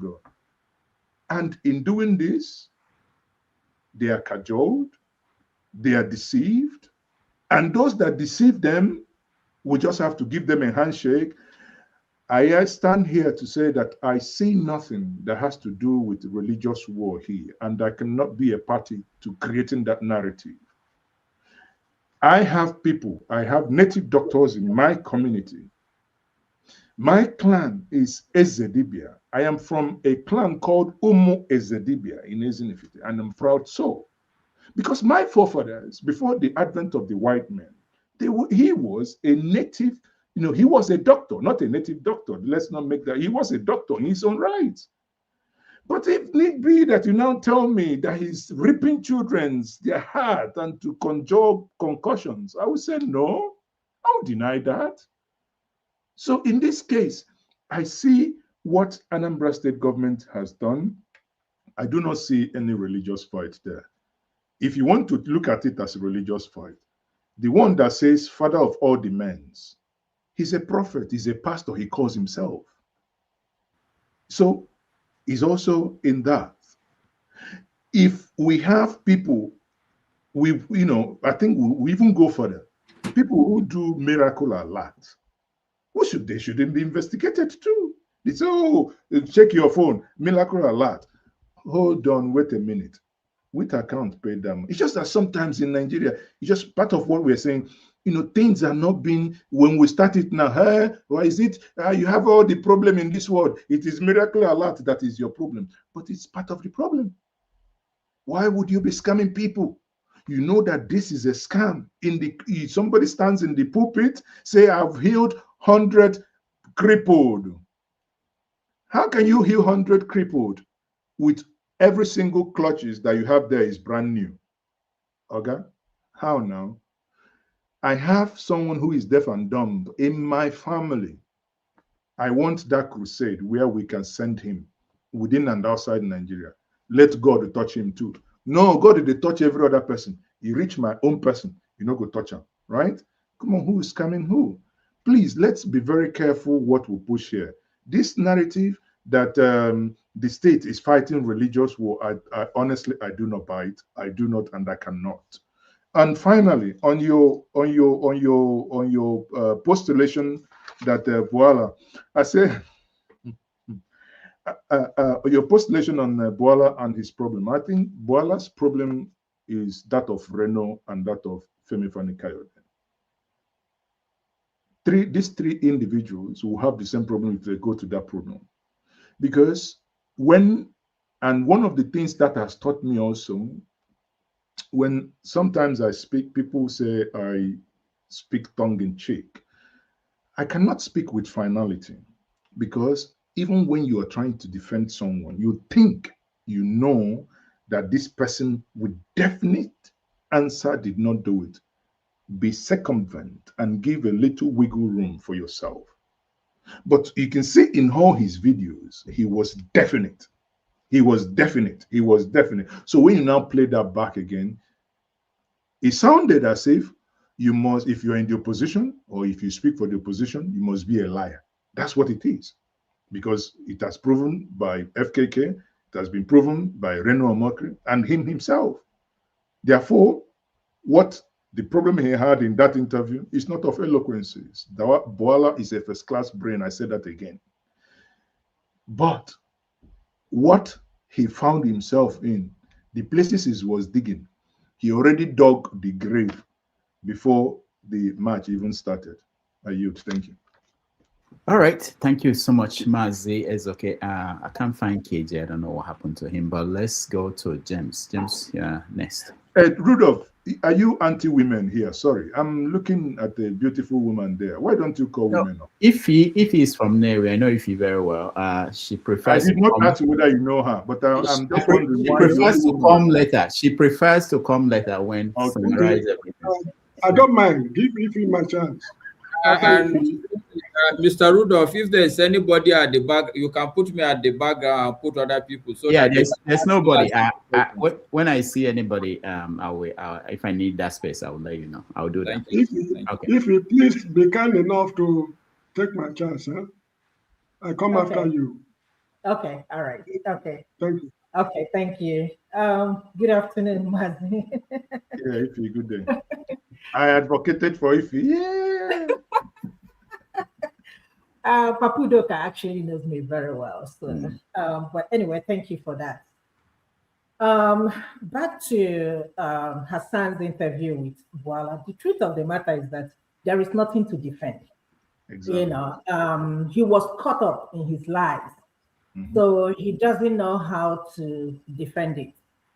The only thing I see different is that had it been his saying, it would have been a shouting match. Okay, maybe cursing one or two words indirectly, but he was just professional enough. There is nothing different Hassan did, different from what you're saying. Rufai Husseini, you know, usually do all the time. And likewise, Charles Anagora, but Charles, I think he does it politely, you know, he will throw it at you, you know, directly. See, the truth of the matter is that I don't think our journalists are bad, you know, compared to the way people are talking about them. It's just that because this guy is a foreigner, that's why we were able to, you know, sit down here and still be talking about this interview. Had it been he was Husseini or one of our own, maybe Shane, we won't even have a conversation. We'll be like, come on, that is the usual thing. But he put him on this spot, was able to disgrace him and prove to him that, you know, you are caught up in your life. So enough of this, defend it. Do you remember the Onokbasa episode? Oh yeah, he's dead now. It's a similar thing. It's similar thing, but that didn't trend much as this. But the similar thing because Rufai was giving him back to back. Yes. That's no different anyway. But shout out to Rufai Husseini. We'll give you your flowers, honestly speaking. He's the only reason why most of us always watch Arise. And I know a lot of people will agree with me, in as much as sometimes, like you said, he will use the word, I put it to you, as if he's in a court, people criticize him because of his style of journalism, because he didn't go to school for that. They always bring up this issue. Oh, he read animal science or something, zoology or something like that. But the question or the thing you will say about Rufai, does he know how to do the job? Honestly, he is the best in Nigeria, in my own opinion. I don't think anybody, Shehu is biased. I don't think Rufai, not Rufai, Abbott can sit down. So I don't know any other person that just, can come closer, no matter how much you don't like Rufai, but he is very honest, he's very truthful, and he understands that this is what is going on in Nigeria, and truth be told, let us expose our government. My question is with Soludo. I hate to say this, please. I hate to say this, please. When he started threatening the traders, because I grew up in Onitsha, I have siblings there. And when he started threatening them, because, when I talk to them, they will be like, it's not that we don't want to go back to the market. It's just we are asking him to provide security for us on a daily basis until this thing stabilizes. But he doesn't want to do that because apparently he was looking at how much he's going to spend in providing security for these people. I might be wrong, but you're not going to like it, but that's my opinion. I call Soludo an educated MC Oluomo, because you cannot tell me there is no different from the way he spoke to these people, threatening them. I mean, everything, the shenanigan he was doing. I mean, I don't think it's right. In a civilized society, he dare not do that. And these are the people that go outside the country and see how things are run. But once, like my brother KJ said, once they enter that flight and they say, welcome to Nigeria, everything about them changes. So I don't think I have respect for him. I'm sorry to say that. I was in Nigeria in November. I stayed in Nigeria for 1 month. And in this issue that Soludo is doing this, I didn't really see any much he did.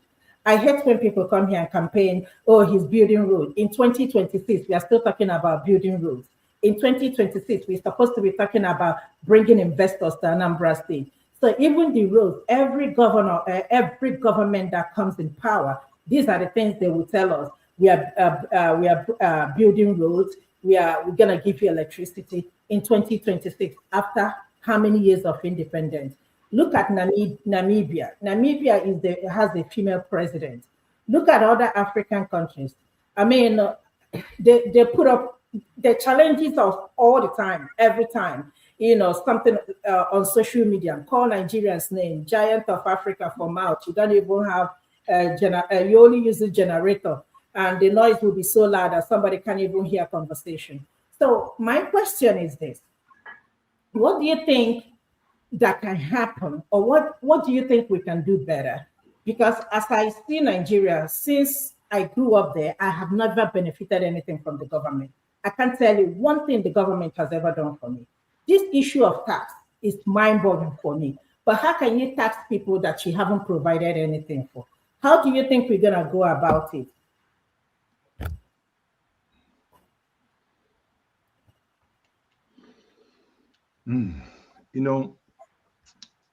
I don't know how to say this. I think, please, others that will come, because I don't want to be sounding as if I'm now a spokesperson for the governor of Anambra State. I'm only a citizen who has a microphone and who think in line, if the government does something that I think is right, why should I criticize? Because the videos here, they only called Rudolph. Bring that video. See him. The other time, is he lying here? He's lying. Then everybody will now say, see Maazi Ezeoke, he's been given the Boala treatment. Please, I don't want anybody to give me the Boala treatment. Hence, I cannot lie. But I think you have a point. There is something I have noticed with governance in Nigeria. Government in Nigeria changes people. Government in Nigeria changes people. There are things you will think educated people shouldn't do, but they do it. I have also found out they don't do it out of their own volition. But out of the fact that the system, those who operate the system will tell you, Oga, this is how these things has been done. And there isn't much change you could do. Even if you're trying to do, you can, example is when P2B wanted to do things differently. He came in, they say, oh, this 400 and something thousand, so it's 114 million to rebuild a bond government lodge. He said, why would you do that? We can do this with direct labor at 8 million. He thought it was in the private sector. He goes ahead and does it, and he's impeached. But you know that no matter how whatever anybody thinks, that impeachment and actions afterwards, also, he's a human being. He could be affected. He's now playing, safe, playing politics. Because people say, oh, he doesn't go here, he doesn't go here. But now he's everywhere. Because it's those little talks that people give you, even when you think you have different mindset, they somehow affect how you govern. And Soludo is not an exception, right? But one thing we have to say is that what you alluded to is the issue of sit at home. Sadly, I am the wrongest person to ever discuss issue of sit at home, because for the last 4 years, if you Google it with my name, what I call it is the madness called sit at home. And my analogy has not changed. We went to Anedo and we went for a meeting with your Igwe Orizo. And I argued with Igwe out of annoyance. I left Igwe's palace in Nnewi and I went home. I called all my children, I put them in one room and said, you won't be eating every Monday. If I do this, Igwe must feel it. Igwe is in his house, he's taking his palm wine every morning. He doesn't care. If my children die, he doesn't care. Obasa here, he doesn't know. So that's my analogy of the sit at home. At some point, again, it is unfair. It is very unfair to the government to say the government woke up one day and stopped it. No. When Soludo did what he did, I said, if we start from today, we started late, but we started right. I argue that Soludo started that thing 3 years late. Peter Mba was elected the governor of Enugu State, sworn in on 29th of May 2023. Same 2023, Peter Mba stopped sit at home in Enugu. But Soludo has been there for over 3 years. He was dilly-dallying. Are you aware, when people say these things are not right. Are you aware? People thought in the north, they give them amnesty. Are you aware that Soludo gave amnesty to those in the bush, those enforcing sit at home? How else would somebody before how else would somebody do it? Over 3 years, you've been begging, you've been pleading, you've done everything. In my view, there was money, one person, I don't know, something skill. Professor Chidod Kalu headed the committee with Onyeka Onwenu and Charlie Boy as members. Those who looked into the remote cause, the immediate cause, the aftermath, what led to this mess. They had a report. And part of that report, Soludo dilly-dallied, was begging. How can we come? Soludo went to America, said, those who are kidnapping people in our state are our people. And people are getting angry. Did he lie? If you are kidnapped, all the kidnapped victims that I have spoken to, Ndi kidnap or have Ndi Igbo, they are Igbo people. December 2024, my maternal cousin, 3 of them were kidnapped on the 29th of December. Who kidnapped them? Igbo people in Ezinifite. 2nd of February, my immediate cousin was kidnapped just driving into the compound. Who kidnapped him?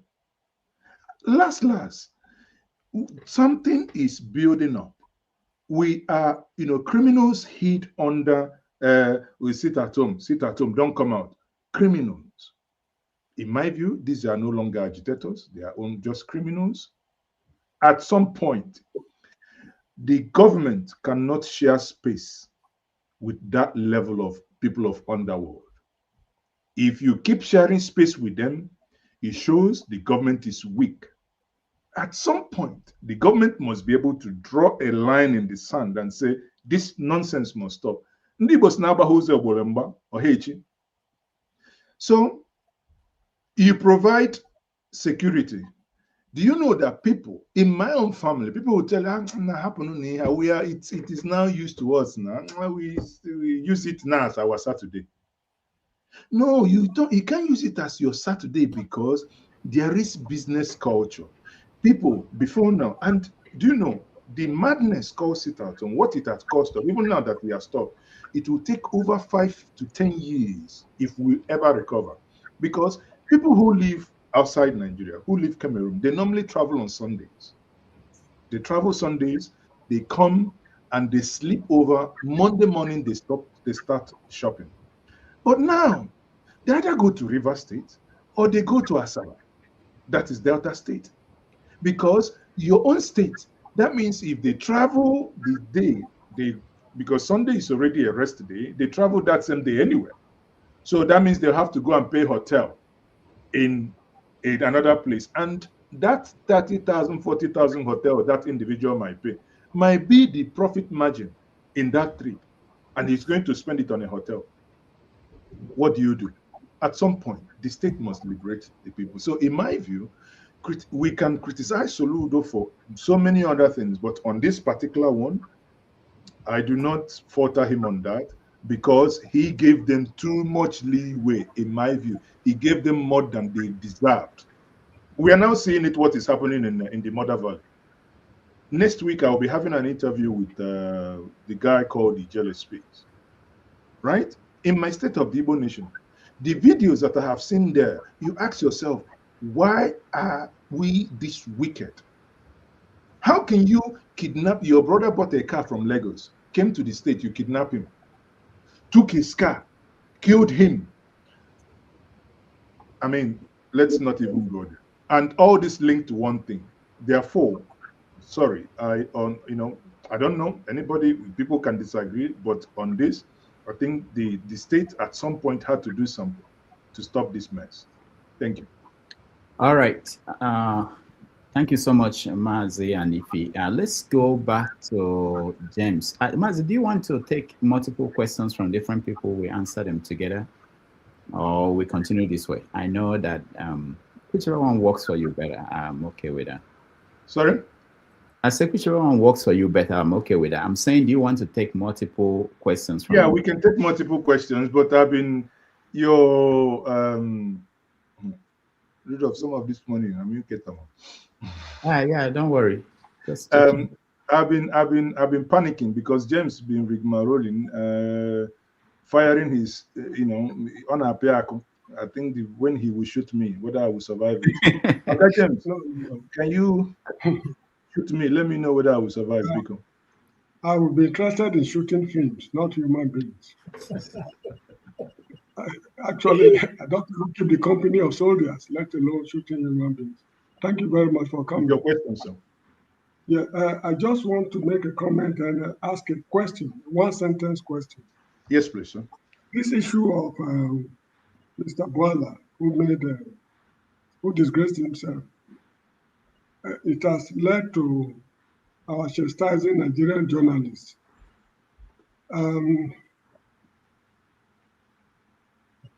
Are Nigerian journalists better than their foreign counterparts or not? It's a very thorny question. I mean, it's a difficult question to answer.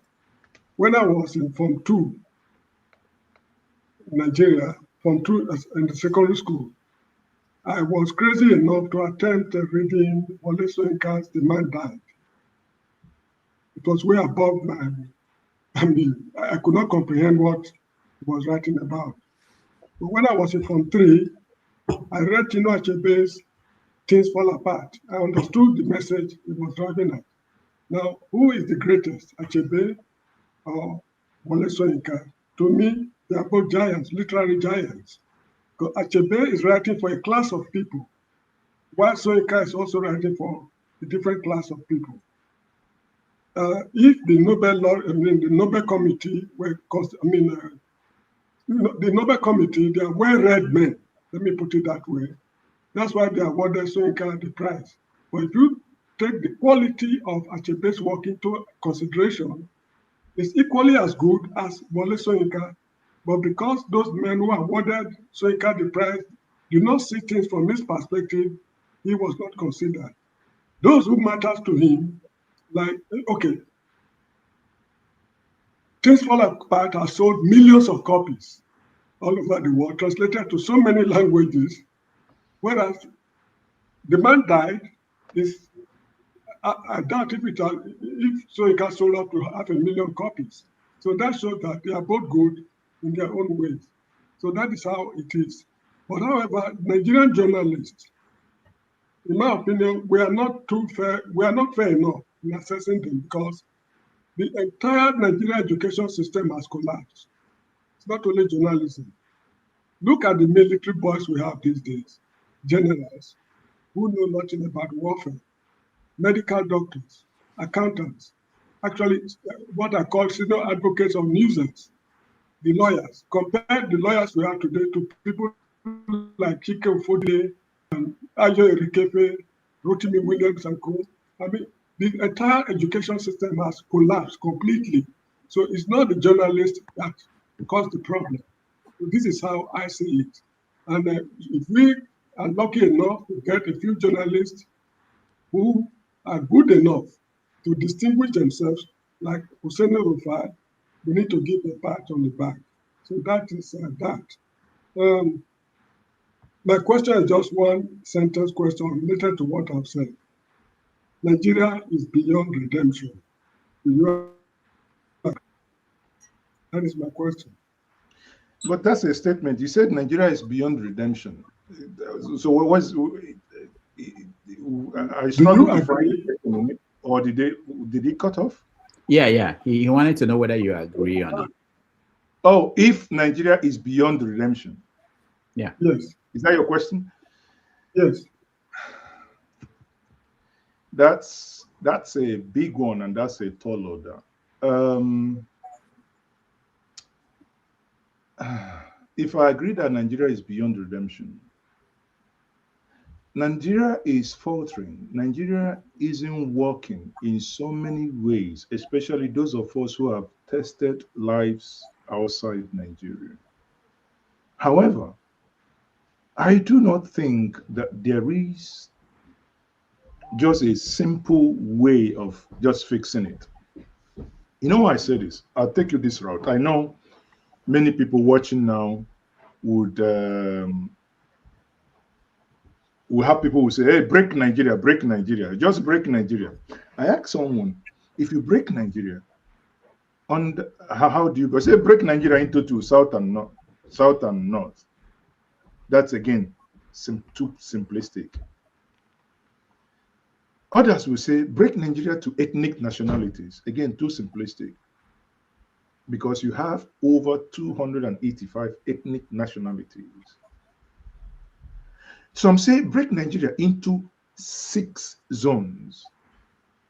It will work for the southeast and it will work for the southwest, but it won't work for others. Not until recently, November last year, I held a meeting with the Middle Belt people. We interrogated the propositions by Dr. Akin Fapohunda, who proposed that Nigeria should be broken down into 6 regions. And they look at the document, they say, no, it's not going to work for us. Something struck me. I asked them a question. What is the identity in the Middle Belt? I said, this language, Hausa. He said, no, that shows you're ignorant. That they have their own language. I said, wow. What is their identity? The only thing all of them, their leaders collectively could tell me that is the identity unifying them is religion, Christianity. Now, how are you going to do that? You come in some states, you have them, the same people, but religion. If you come to Borno, for instance, Southern Borno and Northern Borno, the same people divided by religion. Now, some of us in the South who does not have the same problem they have in the middle belt, because we are talking about Nigeria is not working, and so many of us will say, quite, break it, just break it, and everybody will go home because it favors us. But what of others? Some will now tell you that the reason why they are not actually supporting some of the things happening is because that if you break the system, that the South act as the balancing pole for their survival. Until you come close, you won't know. If you remove it, they are dead. So the question is, are you going to just remove something to hurt the others? Are you going to be balancing it? Up to what time? To what end? It's a question of the chicken and the egg. My candid opinion is, when people talk about restructure Nigeria, I say, to what? It's just a simple cliche. Oh, we will restructure Nigeria. I say, well, until you put something on the table, we will see. I would always want to refer us back to the 783 pages document produced in 2014 called the Confab Report. Therein, I see a starting point for a reimagining of Nigeria. If you understand the context of Nigeria also from or its importance in the global scene, you may also not be a proponent that the only single thing in the Black continent that could, over time, if things work, be a superpower within the region. Why would you just, kill it?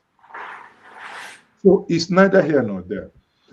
Is Nigeria, to your question, is Nigeria working the way it ought to?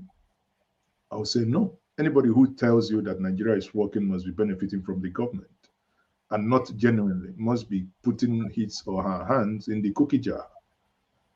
Nigeria is not working, but can Nigeria work? Of course, yes. With the right leadership, the right change of mind, the right attitude, even the current structure we have, I repeat, with the right mind, because if you look at it, some states are beginning to work or having some semblance of working. Some states in Nigeria. I don't want to mention any, I'm not doing advert for any, but some of us will know. So if some states are beginning to have semblance of working, it means even within these something is working. But if we have the right, because and we haven't imported different type of people, because there are certain FCT ministers, when they were there, things worked. Nigerians didn't change. We didn't bleach them, and we didn't inject bleach, or we didn't swallow bleach like American president once suggested during COVID, right? No, nothing. It's just the same people. With the right attitude, we can. So I hope, I know you said that I didn't, but I hope that answers your question. Thank you, sir. All right, thank you. At one point, we are going to take a break. So, Maazi, I'm looking up whenever you are interested in taking a break, we can. But let me go to Tony. Tony, maybe after you will take a break and then continue. Tony, you're next. Greetings, Dr. Damages. Greetings, Maazi Ezeoke. I missed you and the palm wine and pepper soup plus ofensala and popako that Dr. Damages prepared for you last year when you came to New York.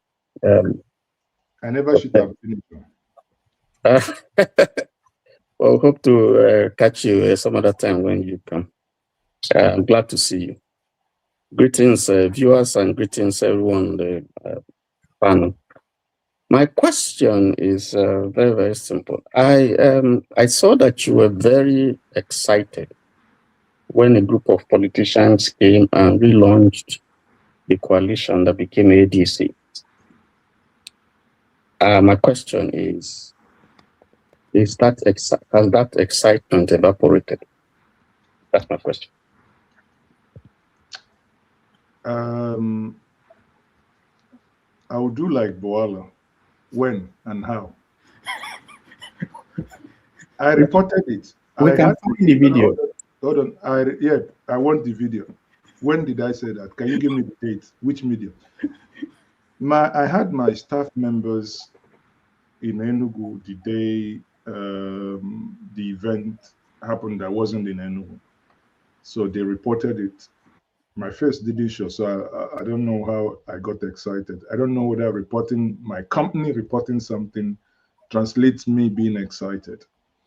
Now, but on the other hand, after the 2023 election, some of us sat down. We did a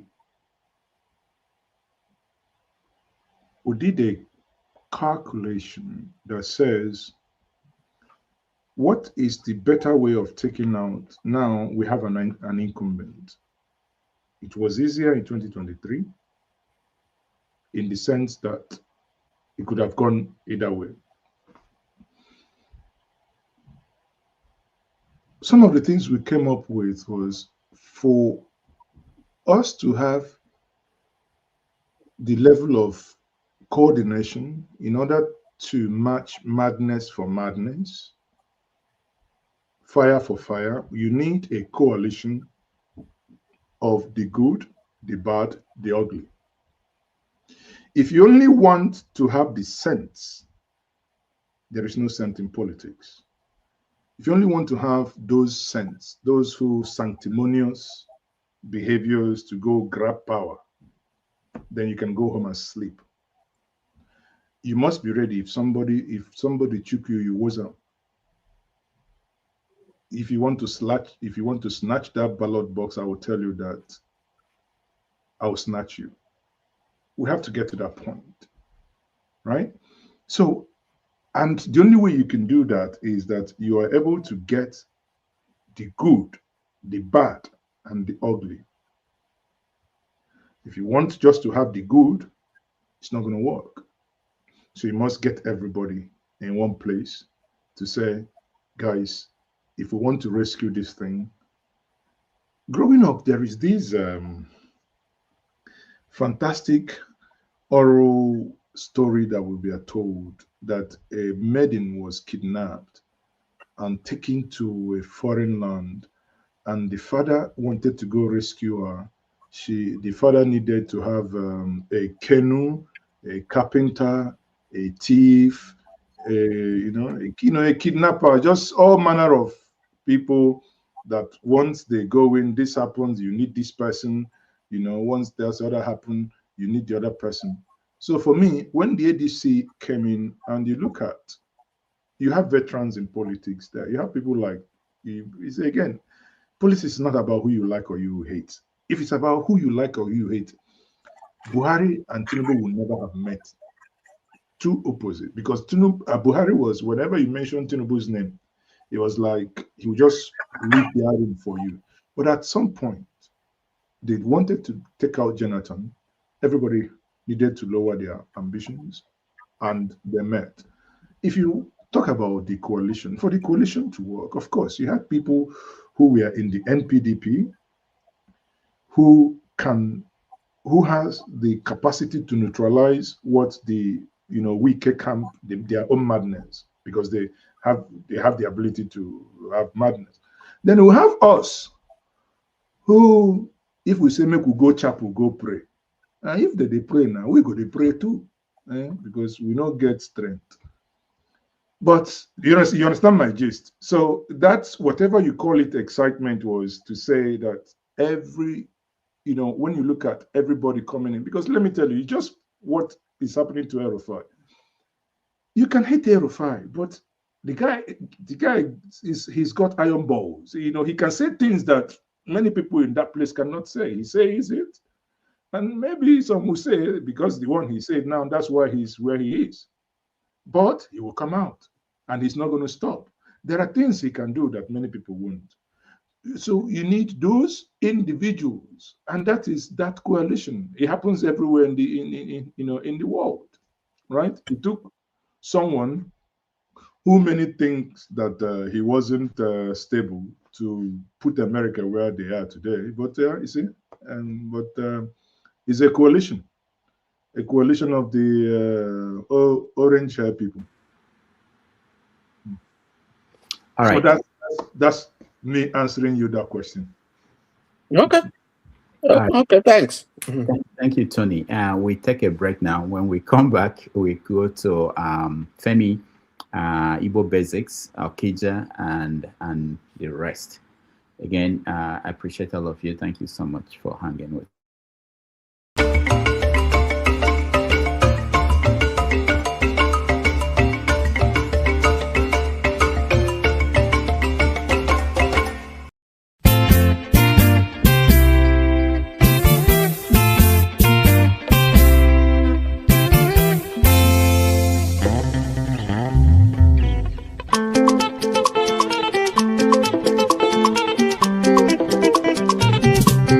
Thank you.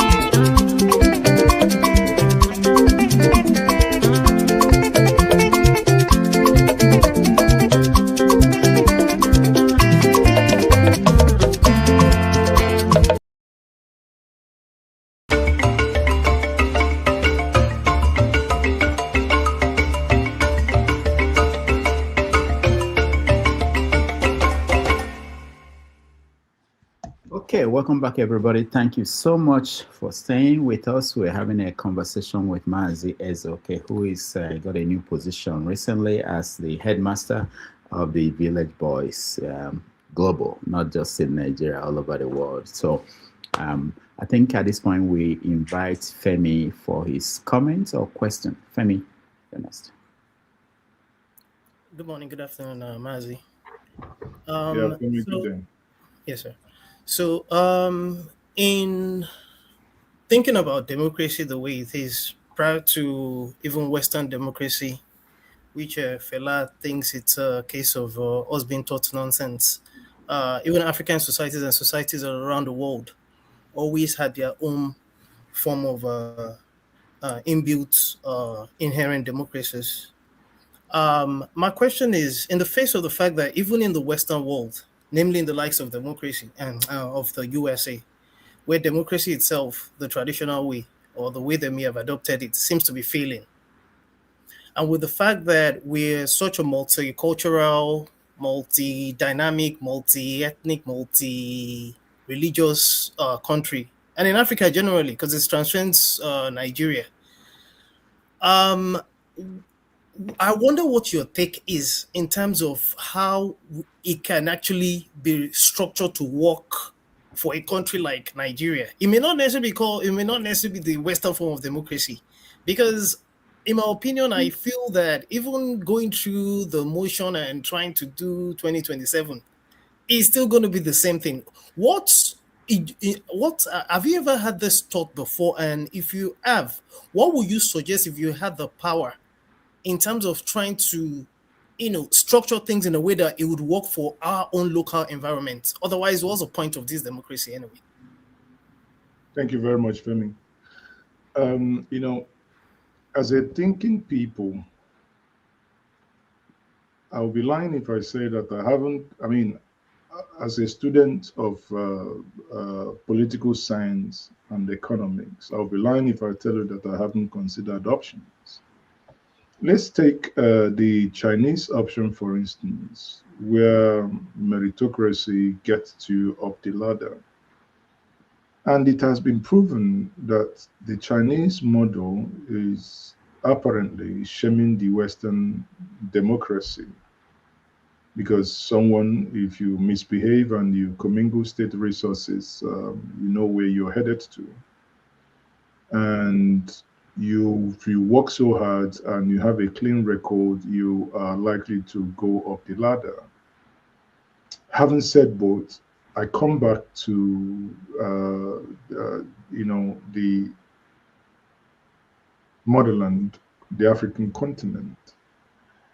A place I know very well is the Igbo political structure.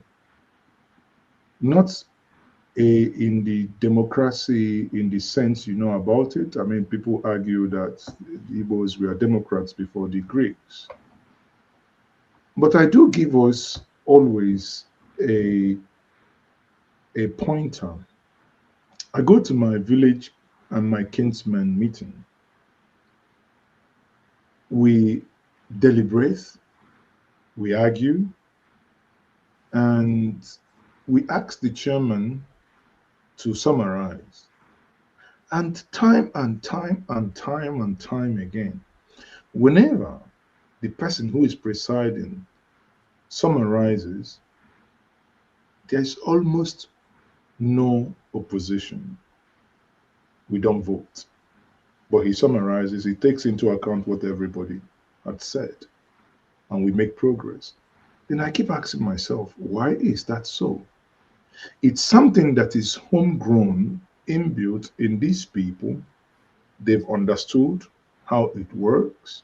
They have understood structures. They have understood the place of the elders, the place of the diokbas and diokbalas, and the place of the age grade, and the place of ndinzenozo and the titled men in the society to work. Now, just suppose that the challenge we will have is, if I take that system because it works in this place and take it maybe to the, south, or north, it's not going to work. It becomes an imposition. Therefore, if I have that at the back of my mind, I should be thinking we are in Nigeria that has multi layers of government in various systems. In the north, I know when one man speaks, one man is being listened to. In the states, everybody listens to it.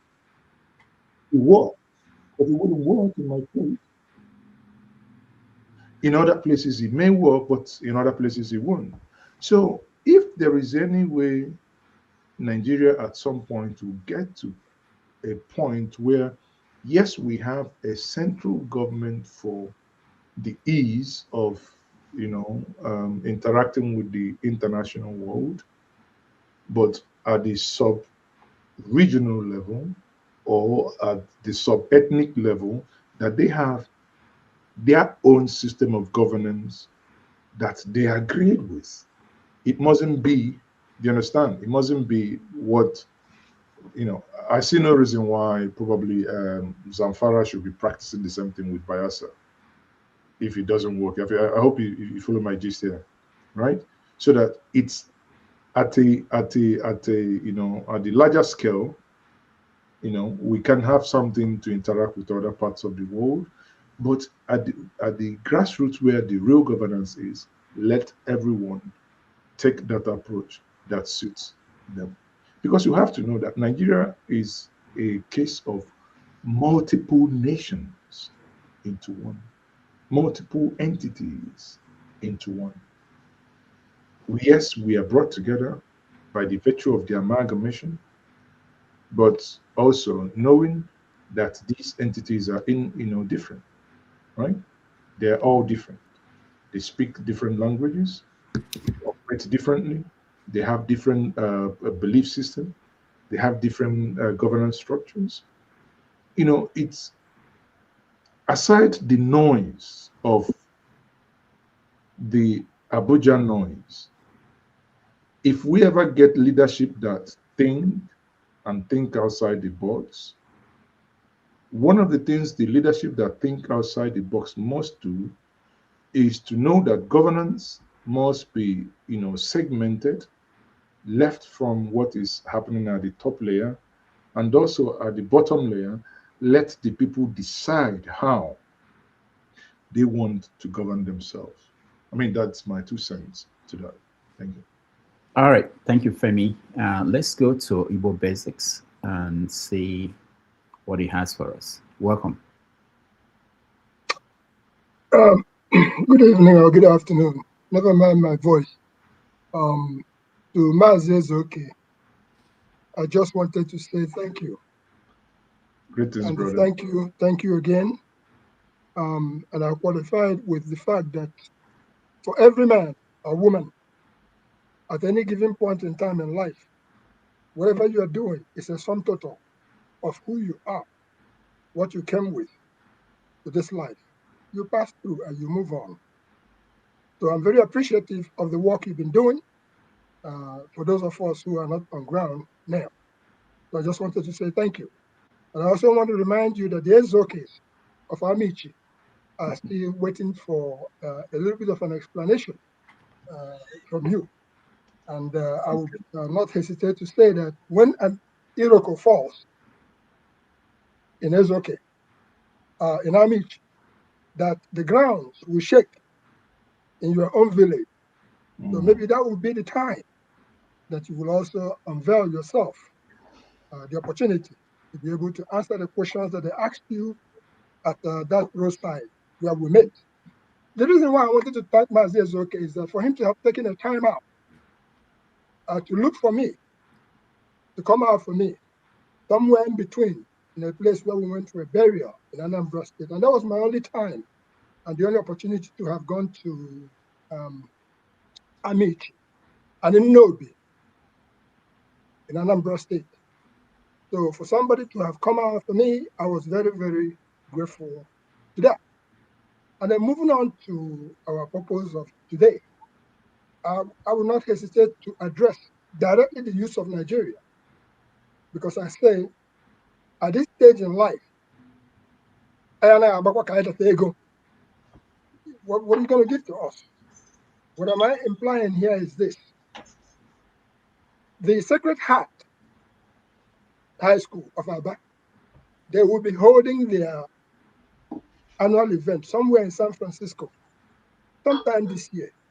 One of them had called on me to explain what happened in 1974.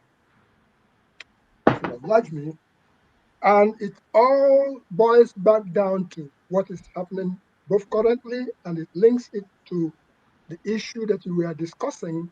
First, you talked about area market. I'm an Aba boy. I grew up in Aba.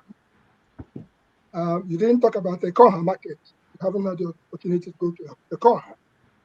These are the facts. And you mentioned what has happened in our area and what you saw for yourself and what's happening in Onisha market and what it should be. And then you went on to talk about the saga of the Akwakoko or whatever it is called. I will link that back to what I call this Njenje. There was the year 1996, was 9th of November 1996, that I spoke to him at the Robert Treat Hotel here in Newark, New Jersey. And he linked it up to the Tokoto saga. And I'm talking about what you were describing as to what happened to the Akwakoko or Okite, whatever their name is. I'll bring it back down to addressing the youth of Nigeria and also the adults of Nigeria. Destiny. Every human being comes with a destiny. You can give away your akaraka if you so desire. You don't know any better. Along the road, you can give away your akaraka. And don't come asking us what happened, because your eyes were clear when you gave it up, gave it away. Or maybe some people cajoled you into giving away your destiny. By that, I'm saying, whatever happened to the Okite, the Akwakoko, the rest of them, it goes back down to Garagara. Garagara in the sense that in Aba where we grew up, we have always had what we call look me well. This one, na five. If you take this one, you win. If you take that one, you lose. There has always been voyeurism, and it will continue long after we are gone. But if you come in reality as to who you are, I don't think you have nothing to fear. If you travel the path that God has created for you, you will live long and you get to your destination.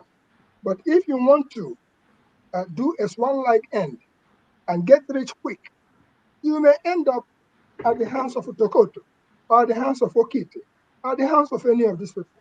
Why am I saying that? When you talk about this thing called it's not even Karaga, it's beyond Wayo. Reason about this, and you realize that Kamalo, for those of you who know what Kamalo is, Kamalo didn't build a big mansion. Doctors of those days, they did not build, a few of them built something. But the places where the reality or the actual truth is in the heart, and I go back to letting you know that, once again, I am a bushcraft practitioner. Whatever you may think in your head, the answers are there. But if you think that the answers are in the place where somebody promises you'll be invisible, and you go to Singapore and you come back with whatever, it's a lie. It is a lie. For that reason, the youth of Nigeria, the adults of Nigeria, look me well. They gotta where would they do those things? Now that we are grown, when we were 20, we felt invisible. That was why we could go to Aba Sports Stadium and Somatol several times, and people would think that we had automobile. We didn't have anything. All we had was what God has given to us, which is the strength. These days you can diagnose it to be anything you want to diagnose it. But the fact remains that if you remain true to yourself or who you are, you will walk through this life, except if you want to talk, if you want too much, you can talk, and then you end up in a situation where you cannot be content If you have not been to anything doctor, I have been to one. Man past man, iron they call iron. That is in our back. In the process of we trying to think that we are going to win a football match as secondary school people. We did all that. So, but the truth is this: there is no automobile anybody is going to make for you that is better than selecting good team, good players that will go out there and defeat whoever the opponents are. The 1996 Olympic winners in Atlanta, they didn't have any automobile. They went there with a good team, and Nigeria won the gold medal against invisible teams. So, please, for anybody who thinks that Wayo is going to get you anywhere, think twice before you dump into what you don't know. We are some of those that you would think were the Abala. Because in those days, you were talking about Fanta. In those days, people would go and concoct, place their Fanta and take money and do everything on the roadside. We, because of our nature, we come to that place and we say, these people say, it is us, Jomo Abala, that these people have made this medicine for. And we will look at the Fanta. If ants have not entered it, we'll just clean the thing and drink it and say, so the people will come back the next day and say, yes, the gods have taken our sacrifice. So for Nigeria, as we see it, including in Bawala or whatever his name, Nigeria is a situation right now that Nigeria is what I would call, Maazi said he was passing through the milk factory, when he passed through the milk factory. Nigeria is in a situation where Nigeria has breast milk, but Nigeria is right now sucking on pause. Think about that for 1 second. With everything that Nigeria has that has been given to it. But never mind that when your president is held by the blocs, you're going to begin to speak, yes. What do you want me to sign? Yes, because they hold him on the blocs. When we have others who you can't hold on the blocs, you may remember us. You may take us out in any other way, but you're not going to take us out based on the fact that you're holding us on the block. So, Maazi Ezeoke, welcome back. I just wanted to thank you. And by thanking you, I also wanted to ask you, how far with the current dispensation of things, because I saw you in Abuja, we followed you, we have files on you, and we can solidly say we are appreciative of every effort you are making on the ground. Now, the person we're there for war front, that's the person who can tell you where the bullets are flying. And you are truly in the war front, risking your life to bring us the truth and nothing but the truth. And just like I said to Maazi Okonkwo, are you going to run away from your shadow? Because some people were suggesting last time that you should be able to do some other thing. And I said, can you run away from your shadow? I don't think so. So Maazi Ezeoke, the question of the next election, which is 2027. You have mentioned about what they have done so far. Where do we go? Because some of us have kept our bullets, we've kept our ammunitions down, including things like Foundation for Democracy Initiative, which we put up for that. I hear you talking about the village boy. Of course, the people from the village should always be stronger than the people from the town if the people from the village can adhere to the fact that they are the people who are on ground. So with that said, this city boy movement and the village movement, which you are the headmaster, I'm glad to hear about you being a headmaster in that area. Where do we go? And let's not talk about 40 million ballot movement, because people will talk and talk and talk. Where do we go from there? Because we'll follow your example to say, where will we go? All right. 2027. Thank you, Igbo Basics. You had about 20 minutes to talk. I thought you would. And many questions, and now you can see the reason why I talk that way. I thought you would promote Zebediah's book, but you didn't. But that's okay. No, not this. You are looking for trouble, because when you're asking for that, here is Zebediah's book you're asking for. That book will be released April 30, 2026. And it was in the process of going for that book with Zebediah, visiting in Nodi, that I ended up meeting with Maazi Ezeoke. And I'm quite sure he's fully aware of what's going on. So now you asked for it. The book is ready, but it will be out, and it's going to come out in 4 forms. It's going to come out in a hard copy. It's going to come out in a paperback, 9x6, 5x8, and also come out in an ebook. And later on, we will give you, by the grace of God, we will give you what you call an audio book. My son said it took more than 40 years to get this book done, but it is done. All right. Thank you so much. Maazi, welcome back. Yeah, my brother Igbo Basics, thank you very much for that. I just go straight to the question you asked. 2027. I said 2027 will be much clearer between end of April and end of May. That is, that will be the time of the highest politicking in Nigeria, and that will be the deciding moment. So anyone who is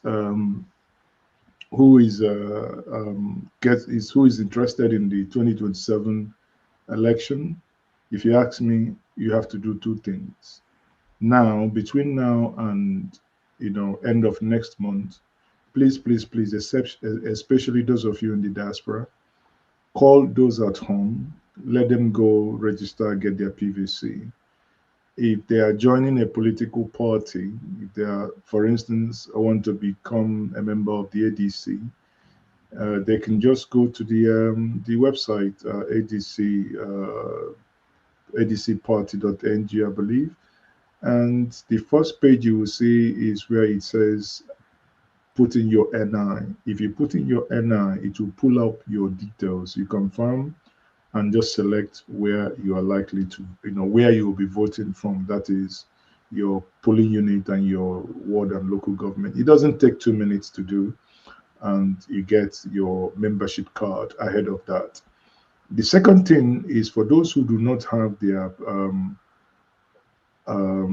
card, there is INEC card or PVC registration. They can go to INEC website and register and pre-register that. Even if you're not in Nigeria, do that. Whenever you're now flying, you can just go and do the rest and collect the physical card. That is on 2029.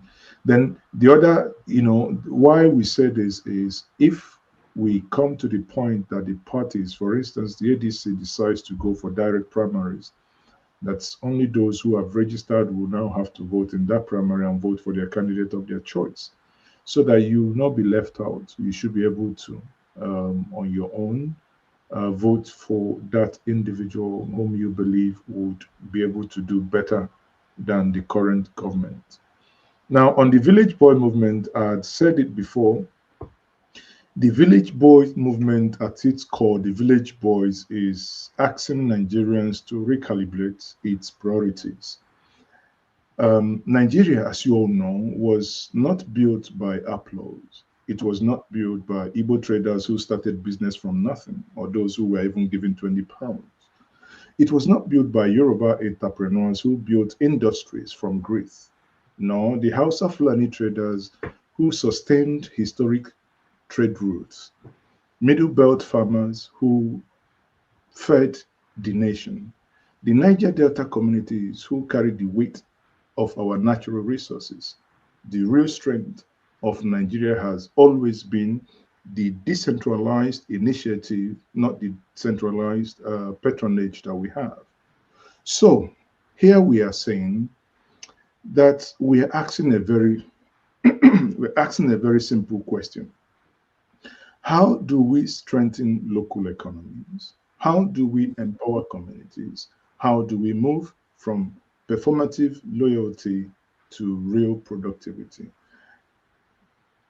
Juxtaposing it to the City Boys movement, where you see that access to power, patronage to power, and some that are being coerced because of their business investment, that if you do not do this, will crumble your business. I mean, that's what we know.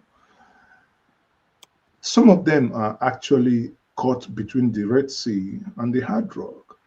Therefore, the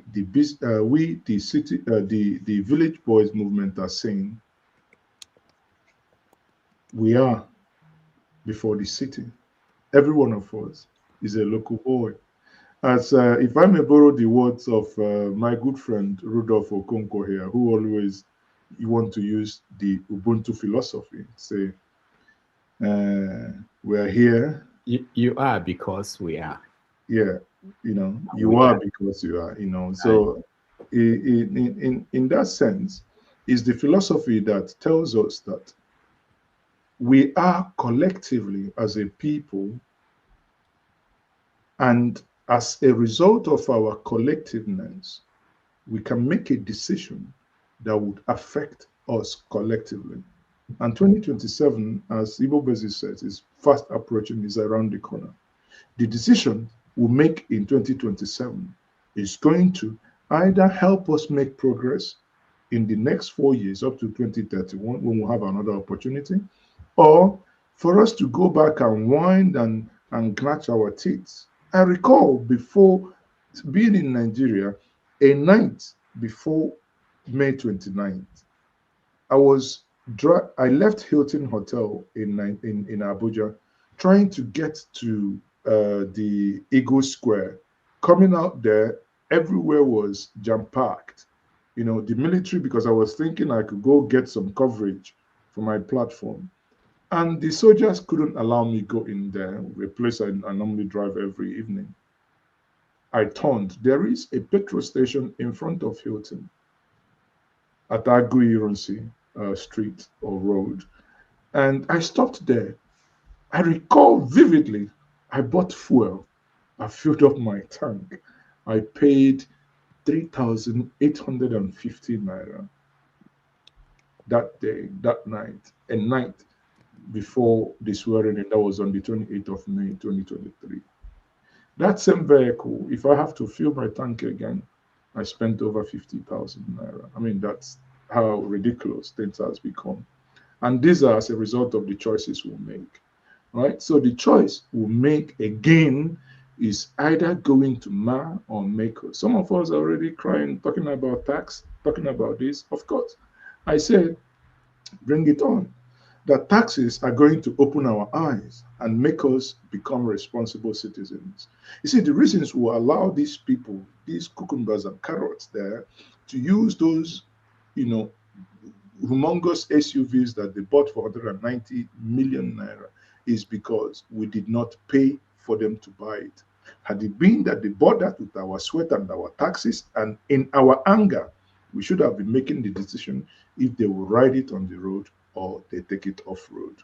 But anyway, that's where we are. 2023 had gone, 2027 is here, and is offering us another opportunity to either do things differently or go back in the old trajectory and continue with the money. I yield. Thank you. So are you aware of the ADC-DN Americas? What? Igbo Basics, sorry, we have only 2 minutes left. So we can, if he knows about don't worry, no, I don't, but we can take that offline, Igbo Basics, please. Okay. So all right. So thank you. Thank you, Igbo Basics. Thank you, sir. Let's go to Okija. Okija, welcome to the show. Good day, everyone. Rudolph, are you hearing me? Yeah, we can hear you. Okay.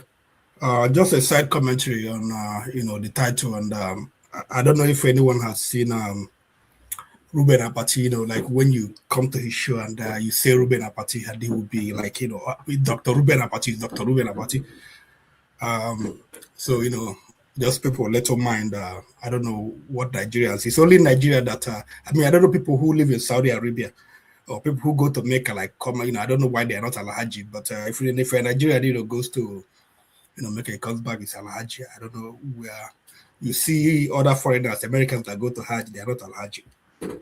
It's crazy. Nigeria is crazy. You have people that answer engineers. I don't know. When I was smart, I thought engineer was academic title. I didn't know engineer is not an academic title. And you see people now answering pharmacist, accountant. I don't know. It's crazy. Anyway. Okija, is it because you don't have any that you can attach to your name? I'm an engineer. I'm an engineer, and also I'm a Okija. I'm Nze. I'm a titled man, so but I don't go around, telling people all this nonsense, or attaching it to my name. But I understand Maazi, and we remember Maazi born in GK, and anyway. Talks. I don't know, village headmaster. I want to like it because I think, I'm gonna just make commentary and then you can answer if you have questions them.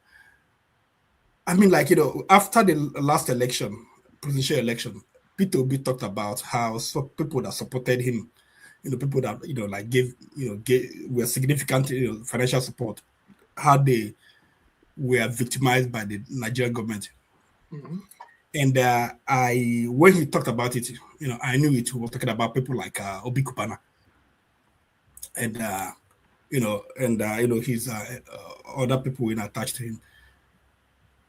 I don't you guys think that the way you guys went after Obi Kupana, when they city boy, that it was like too much, because these guys, I don't think they were, or they are in their right mind, convincingly, advocating for this government. I believe, they are, somehow they're trying to protect their businesses, because we've heard the other one, the chief priest, talked about, he had to go to EFCC or something like that. Obi Kubana, has said, things that, he had to go through. So I don't think that, anyone in his right mind will be supporting this administration. Some other thing I want to say is this, on March 24th, I think, 2 weeks from now, so the Federal High Court will decide the fate of ADC, if ADC will be a party, or if so I don't know how the P2B kept, last week, was it last week he went to Agolo and got his card, whatever. So, because why you guys are playing your own game, I know Nigerian government, they are playing their own game, because you saw what happened in Abuja during the election. The trick they came up with. Because I know these guys, they have a lot of tricks. They just introduce them one by one. Abuja election, shut down. You guys couldn't go out, and there is also voter buy-in. So, all back at Namageju here. With all this, this coming election, we know APC, they have the money, they can buy votes. And the funny thing is that Nigerians right now, they are accepting the money and buy, they are willingly accepting the money. So many people are accepting the money without, asking questions. ADC, they have issue with, party, voter, party registration, members registration, people register to be members of the party. And they also have this low turnout in voter registration. In Southeast, especially Southeast, people are not registering to vote. I think, I saw statistics, it was like about, it was less than 5% or something like that. I'm not sure, can't remember now. 1 point something, I was, this thing, before the news. Like why people are suffering. People, they extreme poverty in Nigeria, and they're talking about voter registration. People are not going out to let me register. So I'm just, thinking, is it, how do this election, is it going to be possible? I mean, opposition, are they going to make any dent, when this election comes? And what else was I going to ask you? Yeah, so so that's it. That's all about it. If I have some other things I ask, but I want to talk here about it. So were these comments or were they questions? Sorry, were they comments or the questions?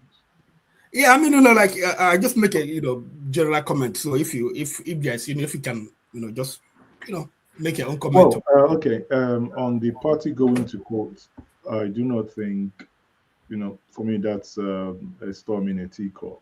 It's a settled battle a long time ago. I don't see any issue there. On the issue of Abuja election, I mean, I wasn't told. It's a different thing that I read things up from newspaper. I was an accredited observer. I drove around Abuja with Henry Shield, a PDP steward, and the younger brother to Osita Chidoka, that is Ikenna Chidoka, with one other guy. So 4 of us drove around. There were people who were arrested unjustly by the police. We went to the stations, and the ones we could bail, we bailed them, and yeah, bail is free. Anyway, and we bailed them, and the rest is history. And the election that happened, multiple things did happen, and one key takeaway here is, in Igbo we say, you can make a cloth for someone, but if that person is going to wear it, we can do whatever we want if the people would want to help. But we can't make much progress if the people you're trying to help are reluctant to accept the help, right? So, in the real sense, the party in power does not have the money to pay every single voter. If the people come out to say we are going to vote and we're not going to take money, there is absolutely nothing the government in power can do. But partly what I saw in Abuja, in Area 1, Gaki, Abuja, driving into polling units 001, 003, 13, and 14, then 007, I saw a young northerner accosted us. What he said, he just came to us, he said, Megidane akwoi PVC. So meaning, Oga, I have PVC. Are they telling me at the boat, Kagani 10,000. So he was even the one telling me, I pay 10,000. I bought APC. I paid 10,000. So he was willing, just saying, if you give me 10,000, I'll vote APC. Now, for him, it's not about voting, it's about survival. And because government has also weaponized poverty, and there is also this video by, I'm talking about the one that I know, the one that happened to me. I'm not talking about others. But there is one that also, a video that trended afterwards, a young lady who said, why would I vote if I'm not given anything to vote? With that mentality, we are going into a very, very deep shit if that mentality sticks. So for 2027, the job is multi-layered, civic engagement, and hence what we are doing at the Village Boys movement here. Try to educate the people on the reason why this paper here, your PVC, why it matters, and the decision you can make with it. This decides if you're going to live or die, because this will decide if you're going to get the right person to make decision, that you have a doctor in case if you have an accident or have a snake bite, if you're going to have the medicine or the medication to cure you. This decides if your aged parents in the village, the amenities they get, or it's someone somewhere going to use that money just to buy SUVs and drive and run your grandmom who is coming out of the farm in the village up the street. So the decision is ours. We are doing our best with our own resources in all the all the negativity, all the threats, the much we can to sensitize the people, believing that Nigerians would see reasons with us why things has to go a different direction, right? So in doing that, no one knows. We believe that we will succeed in 2027, but no one could tell you we don't even know what's going to happen if we're going to get to 2027. We don't know. Anybody who tells you that we'll get there or what will happen is, telling a fluke. So if we get there, this is the intention, what we intend doing. If we don't get there, I do not know what happens next. Thank you. All right, thank you, Maazi. Ezeoke. Let's welcome Pansat to the show. Pansat says that he doesn't get respect. He's older than Igbo Basics. We don't respect him on this platform. Pansat, welcome to the show. Do you have Maazi to your name, or do we add something? Do you have a PhD? Or? No, I don't. I'm a simple man. Let me say that I'm happy that you brought Maazi Ezeoke to the show. The last time I saw him, I was at his show, and he made me a moderator, and we did a good job. Let me say to you, though, Maazi, that a lot of things you've done, I like. I share a lot of your philosophy and patriotism for our country. But there are some differences, and that's why I'm here. I was here earlier, and I wasn't recognized. Let me say that, let me just go straight to the point. I see your work. You do a lot of good work, especially in the last election. You were there in the trenches and you fought very hard. But I want to make it very clear that you do not speak for all Igbos. You have your own opinion. When you berate all right. I don't know where Pansat joined No, us. I think he may come back. My brother, on no platform have I. Am I back?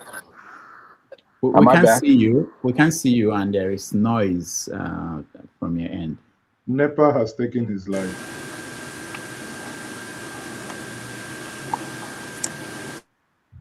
Okay, Pansat, can you rejoin and I will dive back. I'm up in the mountains here. Okay. Okay. While Pansat is coming back, please. Rudolph, remove him so that he can come back. While Pansat is coming back, please, I want to put it out there. I have never, now this is not Daniel Boala's denial. If you have it on record, please play for me. I have never said, and this is the water is half full, please. So I have never, and I will not. I speak for myself, Maazi Ezeoke. I don't even speak entirely. I speak for the shows I have on Njenje. I don't even speak entirely for Njenje, talk less of the whole of Ndibo. The great Igbo nation, I can't speak for. A people that have the mind of their own. But also, I am a man who has his own mind, and I'm not afraid to say what I think. And if I say what I think, if you disagree with me, say it out. We can argue. I marshal out my own point respectfully, and it's believing that you do so yours. If you have superior argument than mine, who am I? I wasn't born to have the last say. So you put up your argument. If you have a superior argument than myself, of course, I yield. But, no one should accuse me ever. And I cannot, and I am not speaking for Igbo. Yes, I'm a proud Igbo son, but I can't speak for Igbo. But I can speak for myself proudly. So, thank you. All right. While we wait for Pansat to come back, let's go to Ernest Eze. Welcome to the show. Hello, Dr. Rudolph. Is it Njenje or Jeje? Njenje. Okay. So I have some questions for you. One. Make you one. We're out of time. Make you find the best one. Okay. Do you believe now that there is a Christian genocide in Nigeria? Last time, I think you say it's a lie, that there was no Christian genocide. And secondly, there's a new law. I think they say the electoral law that if you have to register electronically to be a member of a political party and submit it in like 21 days before primary, And if you lose the primary, you won't be able to defect to get contest in another. So you have to remain in the political party. So if Peter Obi loses in ADC, and Peter Obi will say that he will contest 2027. If he loses in ADC primary, is he going to contest? Then last one about I suppose sit at home as a person. I suppose IPOB sit at home, but I want it to be voluntary. So any governor who is against it at home, I don't like it. I heard you saying that Nigerian Army, you saw a video in is it Mother Valley in Anambra State, they dislodged IPOB member. But Nigerian Army every year they have been dislodging IPOB members in Mother Valley. If you're a journalist, that thing is a fake news, so you have to verify it. I'm saying it because in my hometown, there's a Punch newspaper yesterday or day before yesterday that they arrested 2 people who are IPOB members who have been burning police station. Those 2 guys, they were not even IPOB member. The local government chairman was pulling down people's shop. He wanted to build a shopping mall. They were against it. He arranged with DSA, arrested them and said they're IPOB members. So 99% of news in Southeast about arresting IPOB are fake. So you have to verify those Mother Valley because every year, Nigerian Army used to fight with IPOB member in Mother Valley. They will still do it next year. So those 3 if you can just... Can I ask you, before I answer your question, can I ask you, where do you reside? I reside in the US, but I have all the news coming out from now.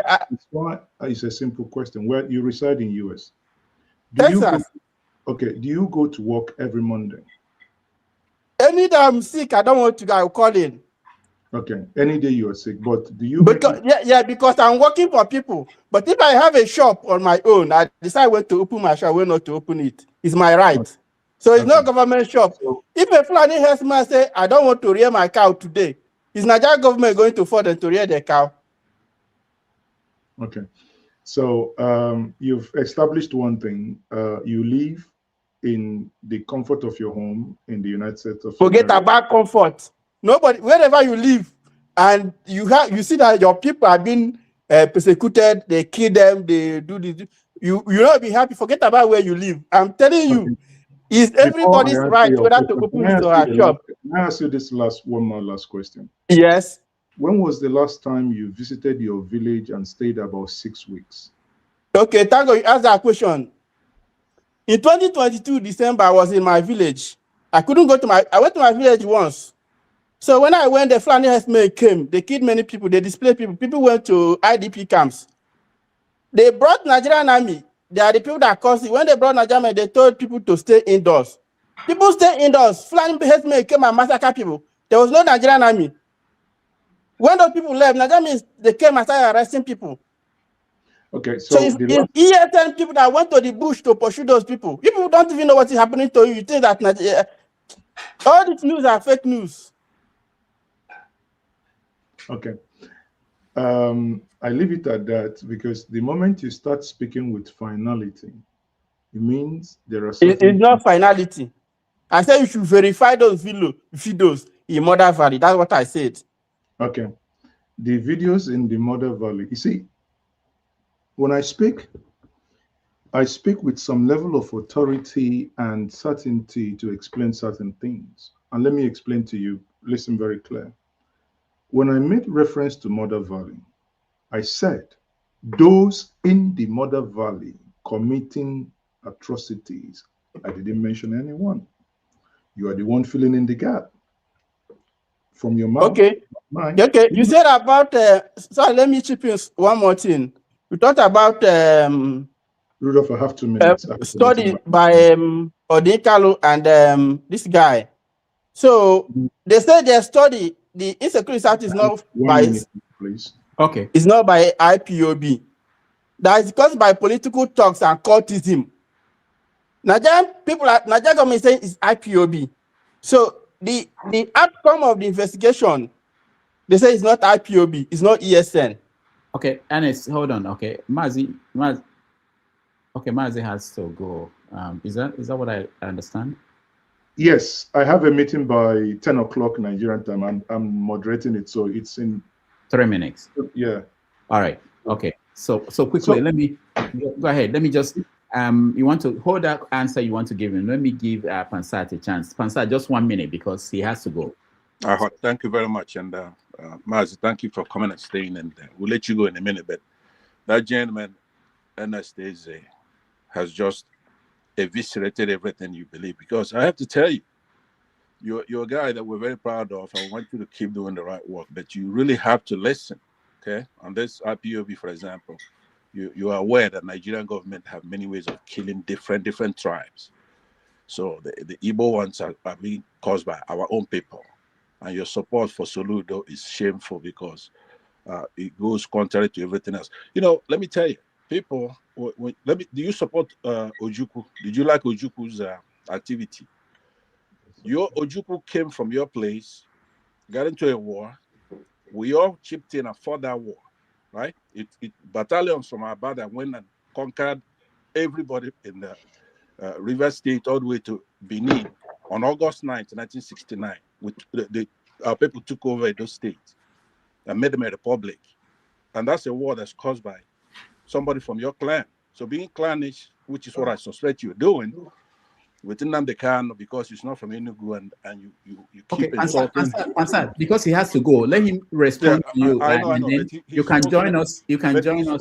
He's spoken enough. Let me just talk. Will you let me talk for a minute? But he has to go. He has to respond to you. He's gonna go. I'm gonna conclude in a minute. What I'm saying is that clannishness is a disease in Nigeria as much as tribalism, right?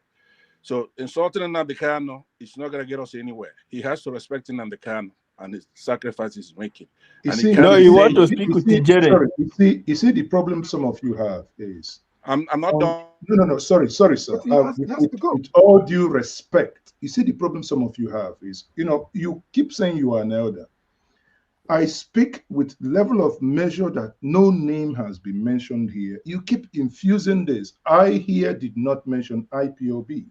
I here did not mention Nnamdi Kanu, but you keep infusing it. What I said, and I repeat, that in the last week, because I know some individuals who are involved in that those criminals terrorizing our Igbo who are in the Mother Valley, for the first time, the Nigerian army has been able to go to the Mother Valleys. Fill in the gap. Whatever. But Madam said it's IPOB and ESN. You are the one saying it, guys. Anyway, it's time. Sorry, let me start the other meeting. Honestly, I wish I've spent 3.5 hours. I wish Look, it's okay. I can do more. It doesn't take away from the good work you're doing. All I'm trying to say to you is that when you come out, you have to respect the Igbos. Okay, you just can't be lumping stuff on us because you want to advance somebody's political agenda. Let's say Peter Obi, who we support. But we're not gonna, because of Peter Obi, we're gonna have people dumping stuff on our people and disrespecting others who are also doing equally good work, like Nnamdi Kanu. Maazi Nnamdi Kanu sacrificed a lot. The Biafrans, we brought about Nigeria, brought independence. So if you look at someone like Daniel Bwala right now, you show me one single minority or Yoruba person that's gonna condemn Bwala. It's not gonna be like Masker right there. He's not going to say anything bad about Bwala. No Yoruba is going to condemn Bwala.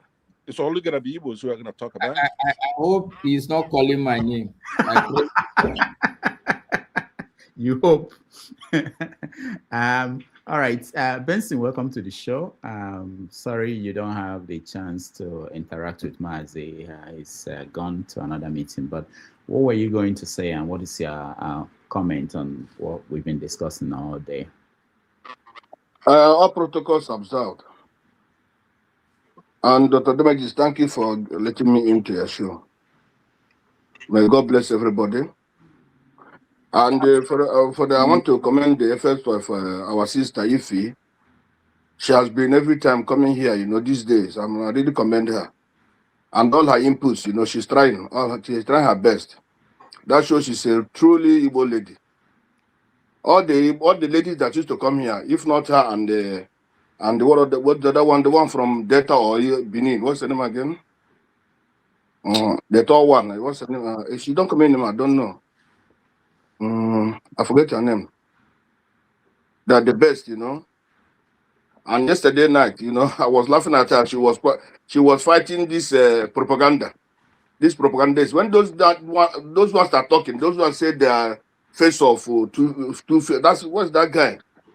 He didn't allow people to talk in the night. He was shouting at downtown everybody. And I think if he doesn't know him very well, you see. So I was laughing because that one he took Musaria in his head. The other day, the same thing happened with me and them. This guy, because of him, this guy going to shut me down. And that is that time. Whenever that two Nigerians is doing those kind of nonsense, don't come again. That is program. Don't come. So, but all the same, Mr. Ezeoke, I wanted to tell because for this issue of resolving Nigeria or having Biafra, so on and so forth, it can't because of the Benue people or the middle belt. If they're not ready, or if it is going to be against them, or if they're going to suffer, then we have to continue to suffer with them. If they're not ready to have their own independence, that's nonsense. You see, all these people make their own views and talk these things, The middle belt, if the Nigeria are disintegrated today, the middle belt are going to suffer. So that means we have to continue to be with them, or to continue to be with the same place, and we continue to die. Where is the country heading to? Day before yesterday, more than 40 soldiers were killed. Before Nigeria can be good, unless Nigeria is Islamized, that's only these people can lay down their arms. If not, these people that have started, they can't. So anybody who just continue talking about Nigeria, somebody ask him, do you think is it that Nigeria cannot be redeemed again? Instead of him saying yes, or he's telling me that if we disintegrate the country, the Benue people will suffer, or that regions will suffer. Are we twins? Even if we are twins sometimes go apart. So if the other twin is suffering, then it affects me. You see, it's not going to be easy for anybody. Even the Igbos, it's not going to be easy for them. It's not going to be easy for the Southwest. But the problem is that the more we go our separate ways, the more every region can be able to come up together and know what to do to help their people. But like this, we are together. Nigeria is a criminal country where almost everybody is a criminal. Almost 95% of the country is criminals. So you can't tell me that country can work in life. It's difficult. If you mentioned Namibia before, if you go to Namibia, you not even like to come to Nigeria again. If you go to Namibia, Namibia have one of the best roads in Africa. The education is standard. They have everything you can think of. They are not too rich, but everything there. Nigerians that went there don't want to come back anymore. Nigerians went there, they are begging for them to give the citizenship. If you go to Namibia, if you go to Botswana, you don't like to come back anymore. You understand? You call their police now, the police will 5 minutes they are there. Upon they are not very rich. Any of their roads, when any of their roads constructed, you can stay more than 20 to 30 years. You can't see where the roads are being commissioned. Nigerian people are making like we are too illiterate. We are very illiterate. A road is being commissioned, and people are like, what is commission of a road? Go to Namibia, you can't see a place where road is being commissioned, where school is being commissioned, where anything is being commissioned. They do those things. It's very, very unfortunate and again, it's talking about Soludo and Dr. Damages. I've told you before, when I see professors these days, I used to run away. Because Soludo, you see, the issue is not about going to school. It's not about acquiring this nonsense, the professorship and the engineership and so on and so forth. Those that acquired professorship in Nigeria, those begin election. Those that acquired engineers in Nigeria cannot even construct road. And so why you see, getting on me, I'm a businessman. I didn't go for business school, but I can be able to. I started with nothing. I started with, let me say, $100. Yeah, but I know how much I've made. I'm running my own business. But I didn't go to business school. So you see, all these things of education, I don't respect somebody who say went to school, but I respect someone who have what they call it, who have wisdom. If you go to school and you don't have wisdom, you are not going anywhere. You can't make anything. No progress. All the people who studied in Nigeria, all this, Obi was able to do what he's doing because he has wisdom. He was able to restrain himself from corruption. But those that went to school in Nigeria, all of them are, majority of them are corrupt. So how do you come to, when you see somebody are medicated, they're medicated, you're going to acquire somebody's language, you're going to study somebody's English, then you come and say you're educated. But those, even Russia, Japanese, go to Japan. Japan don't know English. But Japan, you can't see a Japanese man, a rich man driving 2 cars or 3 cars. You can't see them having 3 or 4 or 5 houses. That's only one. Even some of them don't have. But you see that level of wisdom, level of education in them. But they didn't study this nonsense English and this nonsense French and so on and so on. But you see, their country is moving forward, moving fine. The issue is level of, if you can able to restrain yourself from being so corrupt, you can move forward. But when you cannot restrain yourself, everybody is corrupt, the children are corrupt, everybody is doing nonsense. People that are killing us every day. You see, let me say it again. I don't care whatever this and that. You see, I want to say it again here. You can't be with people who are killing you and you say you can make progress. People are killing you, you want to be with them. That is madness. That is stupidness. Since I was born, we see the Fulanis carrying knife since we are born in Nigeria. Up till now, from knife they start carrying gun. And this gun is destroying people, destroying the whole this thing of Nigeria. So how do you think that you can still continue to live with those people and you think that you can make progress? The person is making is a joke, is just the biggest joke in the world. All these places that are moving forward, where are you see them killing people? Is it not even a joke? It's like those supporting APC or those supporting Tinubu. When somebody asks, people don't ask themselves. Tinubu has been there for 3 years now. He didn't even achieve anything. What is Tinubu coming there to do again in Nigeria? What is he coming there to do again in Nigeria? What? Okay. It's not level of illiteracy and nonsense. People are doing ethnicity and tribalism and so on and so forth. Even those that are making that tribalism, they're also suffering more than those that are not even know that. Those that are supporting this nonsense, collecting 1,000, collecting 2,000, supporting nonsense, they even suffer more than others. So I don't not to waste your time on the damages. Thank you. God bless you for giving the opportunity. Yeah.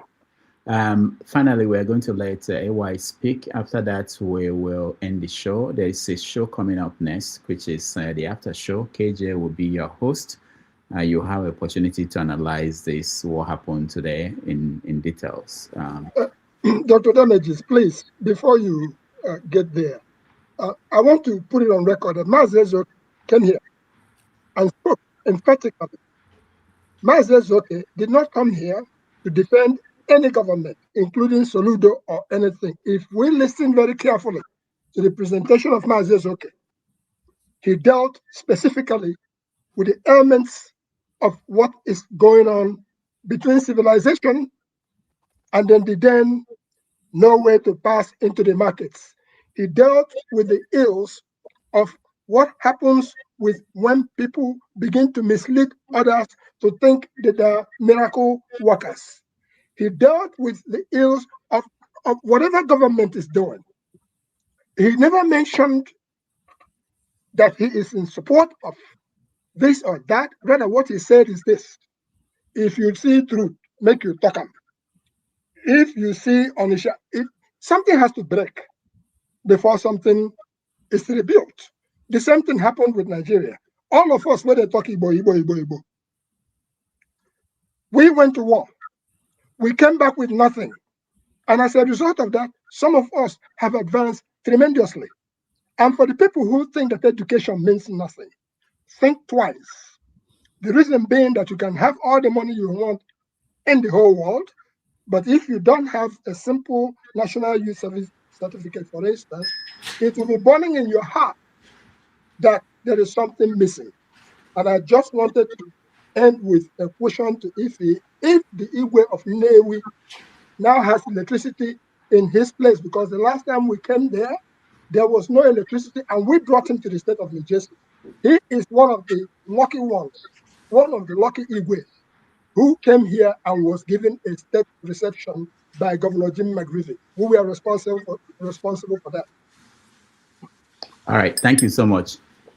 If he did not hear you, but let me go to if the Igwe of your hometown. Anyway, let's leave that. Let me go to AY. If you can end the show. What did Igwe Kenneth Oriz do? What did he do? If you hold on, let's after AY, then you and Igbo Basics. You can. Yeah, good afternoon, Rudolph. Good afternoon, everyone from here. I've been listening to Maazi Ezeoke. You see, I was just appreciating him. There was no need to come and ask him any question. We as people, Nigeria, black people, one thing that will help us is to stick to fact and try to learn from our elders also. Igbo Basic has been speaking a lot today. We can pick something from them. The idea where we'll have intelligent people on ground in Nigeria telling us what is going on, people that are aware. It seems even a lot of us, even those that come here to speak propaganda, they appreciate it.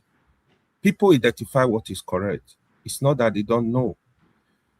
Couple of weeks ago, Dr. Franklin was here. Everybody was praising him.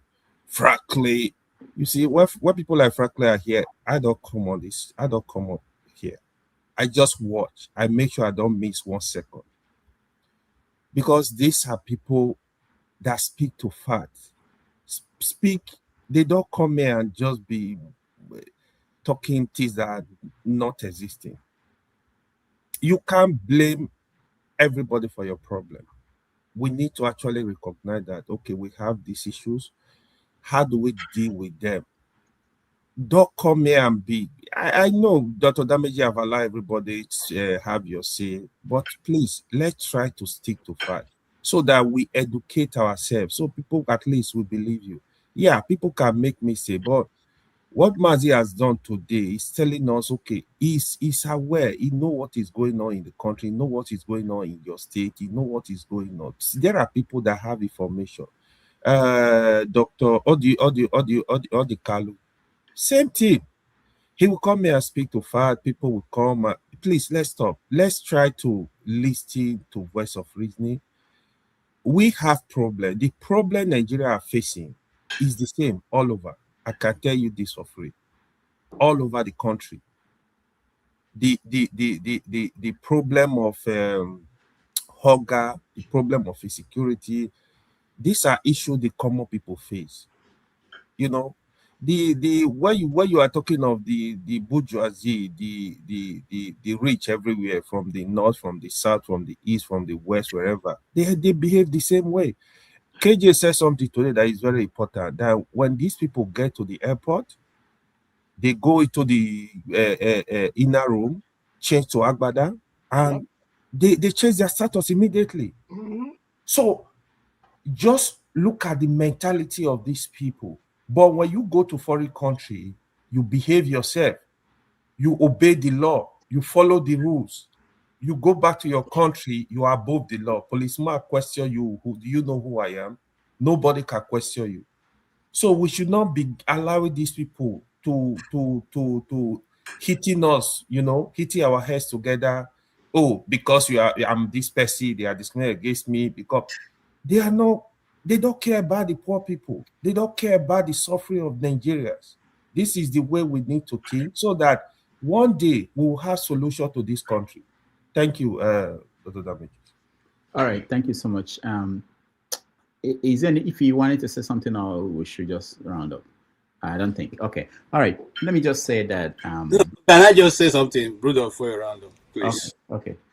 I think Mr. Ezeoke, he misunderstood what I was talking about.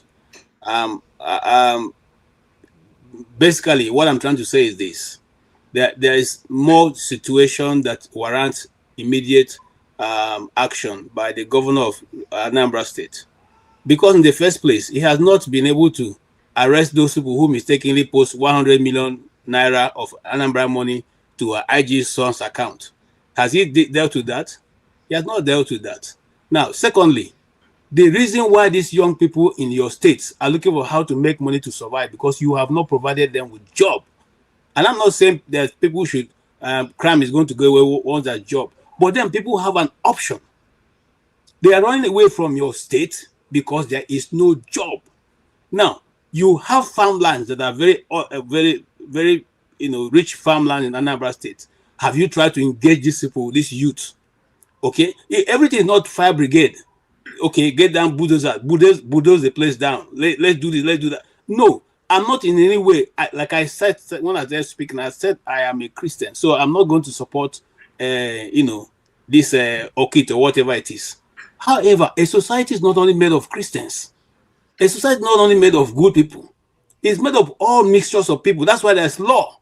So if you think that there is something that these people are doing that is contrary, they're not. Listen, again, I want to be very clear on this.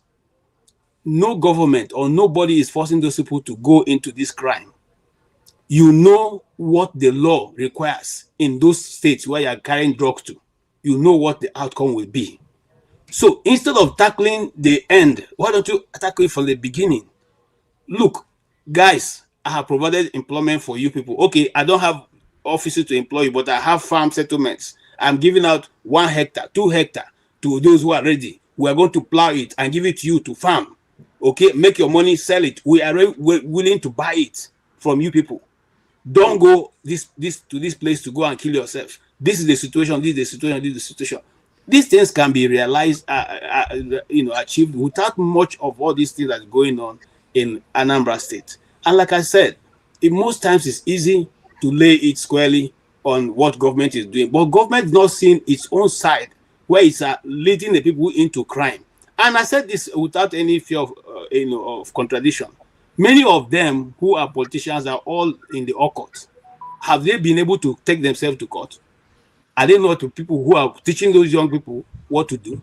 Are they not the ones? Do they want us to start calling names? So this is the thing we know. They do these things behind, but they come out in the open and begin to condemn it. You know who you people are. You know what you do. You are the ones encouraging the people. Because if you bring good behavior will be available in your community. If you bring bad behavior, they will learn. You people brought money into it. When we were at primary school those days, how many people were looking for money? I was paying 225 naira from Makodi to Federal School of Arts and Science of Goja. So you guys introduce money into the system. Now you guys are dealing with the young men and making their life miserable for what you introduced. You made work to not be appreciated. You people made work not to be appreciated in Nigeria. So those who are farmers, you made it look as if farming was an issue, a big issue. So people were running away from their communities to go to the city. And you have not thought it wise to take the amenities that is driving people to the city into their communities so that they will stop leaving their communities. Okay? So when we start blaming the people, let us also look at those who are governing us. Whether look, all these people are the same thing with Daniel Bwala. Daniel Bwala is only that he did his own in the international stage. The same thing they are doing in Anambra State. You are leaving the issue and dealing with the fallout of the issue that you created. Anyway, I don't want to go on and on. Thank you so much. Brother, can I say something? No. Well, okay. Go ahead. You see, KG, we have a problem. I don't think you understand what's going on here. It's not only in the East. In the West, in the South, there is a crisis. I tell you this for free. In the name of Yahoo, children are involved in terrible rituals.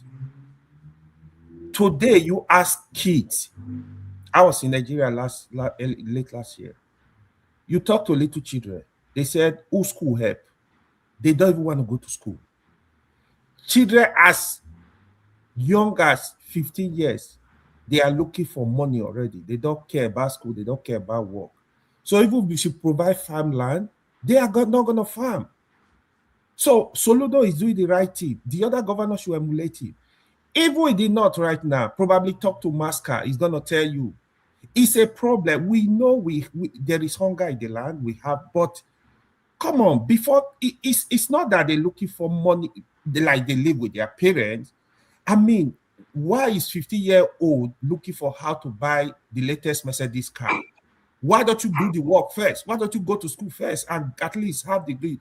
In fact, come up and say, you know what, I have a master's degree, but I don't have a job. Let's start from there. Because you are hungry of water does not mean you take water from the gutter and be drinking it. So Soludo is doing the right thing. The other governors should emulate to stop criminality in state, not only in the East. Don't get it twisted. It's everywhere in Nigeria right now. It's a menace. Thank you. All right, thank you so much. Before we go, let me just play this and make my coming on national TV to say it because you just invited me. Yes, what I'm saying is based on. Can you calm down? Yeah. When a question is posed to you, you respond No, to the Ayo should question. calm down, doctor. No. Put her on a leash. No. You should calm down. So I know during the conversation with Maazi Ezeoke, it came up, about the media space, what's going on. I think it's a conversation that we'll continue to have in weeks and days to come. As we approach this election, there will be tension, passion, and people will want to express themselves because a lot is at stake. Even on this platform, every week, we are going to have such situations where people will get angry, get mad. What we ask is that people should know, the language. It's always about the language. We encourage anybody to share an opinion, whatever the opinion is, but the way you share that opinion is what determines everything.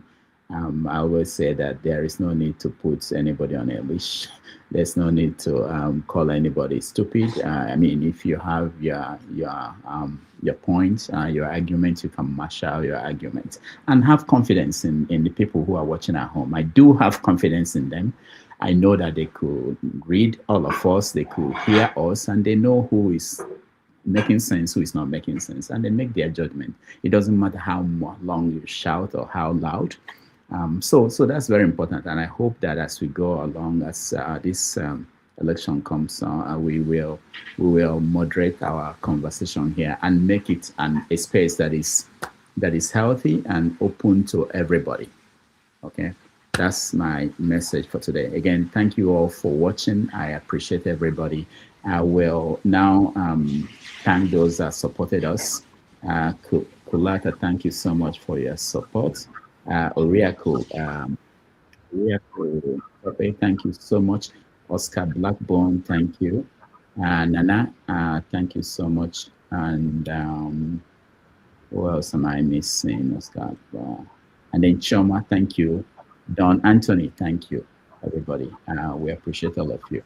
Next week, I will have another interesting guest. Again, we put it open to anybody. If you know anybody who we think is interesting, that will come on this platform and share knowledge with us, we will reach out to them.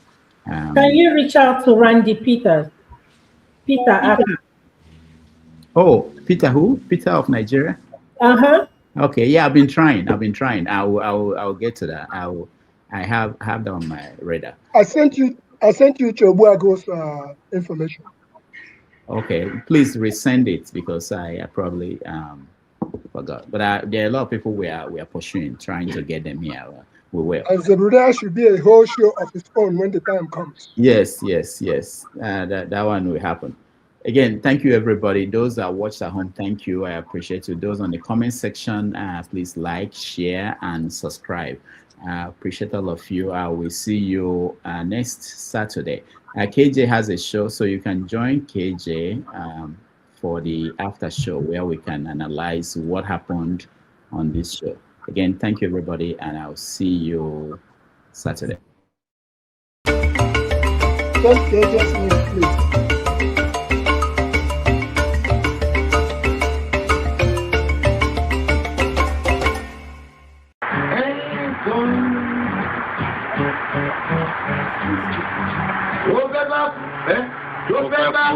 tó fẹ́ kú torí ẹ̀.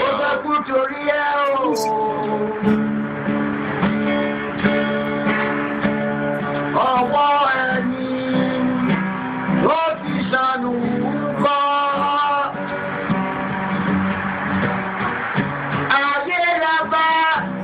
Ayé la fi sílẹ̀ sí.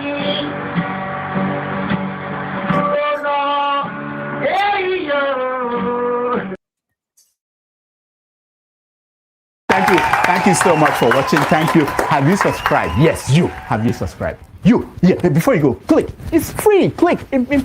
Just that's it. Have you subscribed? You're laughing. Have you subscribed? Have you subscribed? Thank you. Thank you. Thank you. Hey, madam, thank you so much. I can see you. We have to get to 100,000 subscribers. This by the end of the year. How are we going to do that if you don't subscribe? Yes, you. Yes, you're about to click off. Why? Have you subscribed? It's free. If you don't, ask your son, ask your daughter how to. Just one click. Thank you. Thank you. I see you. Aha. Thank you very much. Thank you very much.